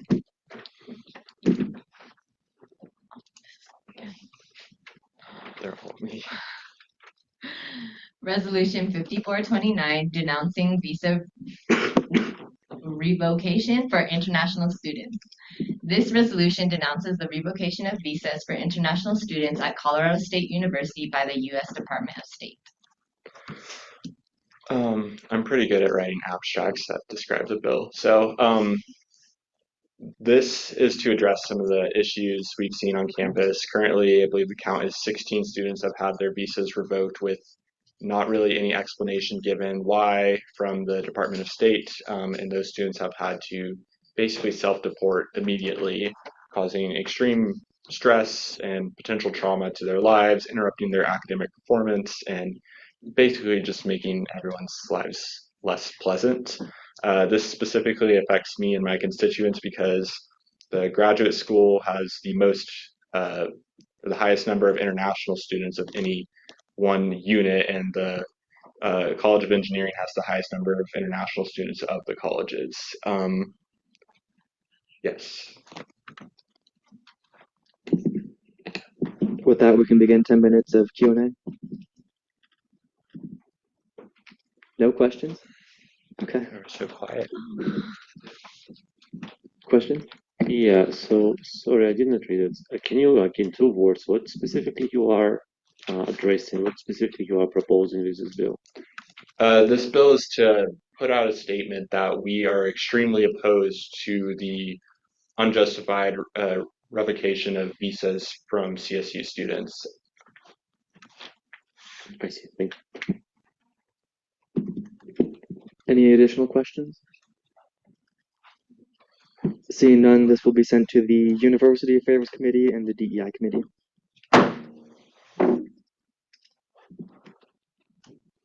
There's more. And with that, we will move into, I believe, Bill 5431 is next on the agenda. We already saw this. Yeah, we moved that one to the top. Oh, sorry. No, it's fine. You're doing a good job. It's the last one. We're at the end, guys. We made it to the end of our agenda. Yeah, we made it to the end. Last one. This is so fun being up here. I love it. I know. That's the best part. Isn't it? Oh, yeah, it's my turn. Sorry. Bill 5431, funding future election success. This bill reserves the remaining balance of the Senate discretionary fund in the Legislative Cabinet discretionary account to be used to fund an elections advertising position in the 2025 to 2026 academic year. Yes, so we have a good amount of leftover funds, and I don't want those to just roll over into the fund balance at the end of the year. And we also have a major problem we have faced in the last couple of weeks in that elections had horrible turnout. So this seeks to resolve both those problems by setting aside all of our leftover money to be used next year to fund an elections advertising position. I want to make the important distinction that this does not create that position yet. This just sets aside some money into a pot that's held in reserve so that next year we can pass a bill to create that position and use this money to fund it. And potentially more money from next year's Senate discretionary fund if we feel that is appropriate. With that, we'll open up 10 minutes of Q&A. Senator Gordon. I'm so sorry, y'all want to get out of here. Two quick questions. The first one being, would this be an exec position or a legislative position or? This would be, again, this bill does not outline the exact position, but for any reasonable bill that is passed, this would be a position under judicial directly subordinate to the elections manager. Okay, so it's like an extension of the elections committee. Correct. Okay. I forgot my other question, so that's all I have. I yield. Thank you. Do you have a question? Go ahead. I do, yeah. So since this is being written, assuming that this position will be created, in the event that for whatever reason, if this position is not agreed upon or disputed or takes time, what will happen with the funds then? There is a sunset clause that says that the funds will return to the Senate discretionary account on July 1st, 2026.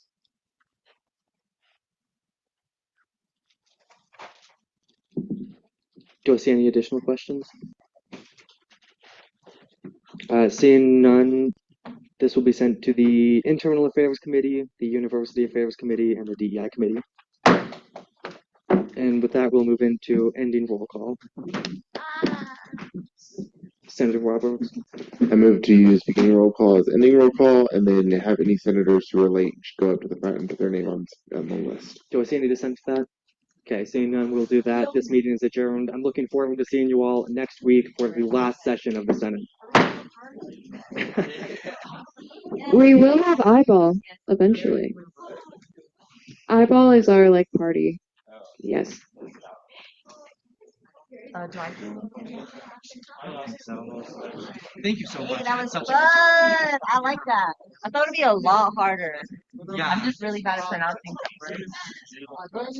Delightful. Hey, I have a question. Yeah.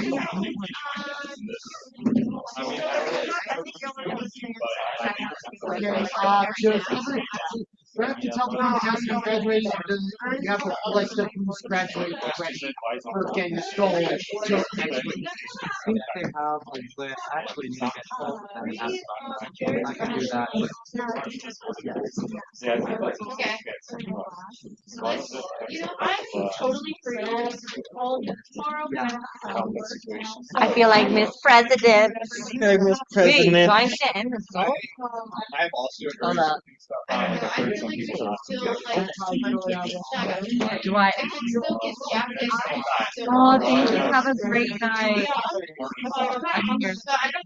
Wait, can someone add me to the list? I was here as well. Exactly. They're not really nice. Yeah, that's fine. Yeah,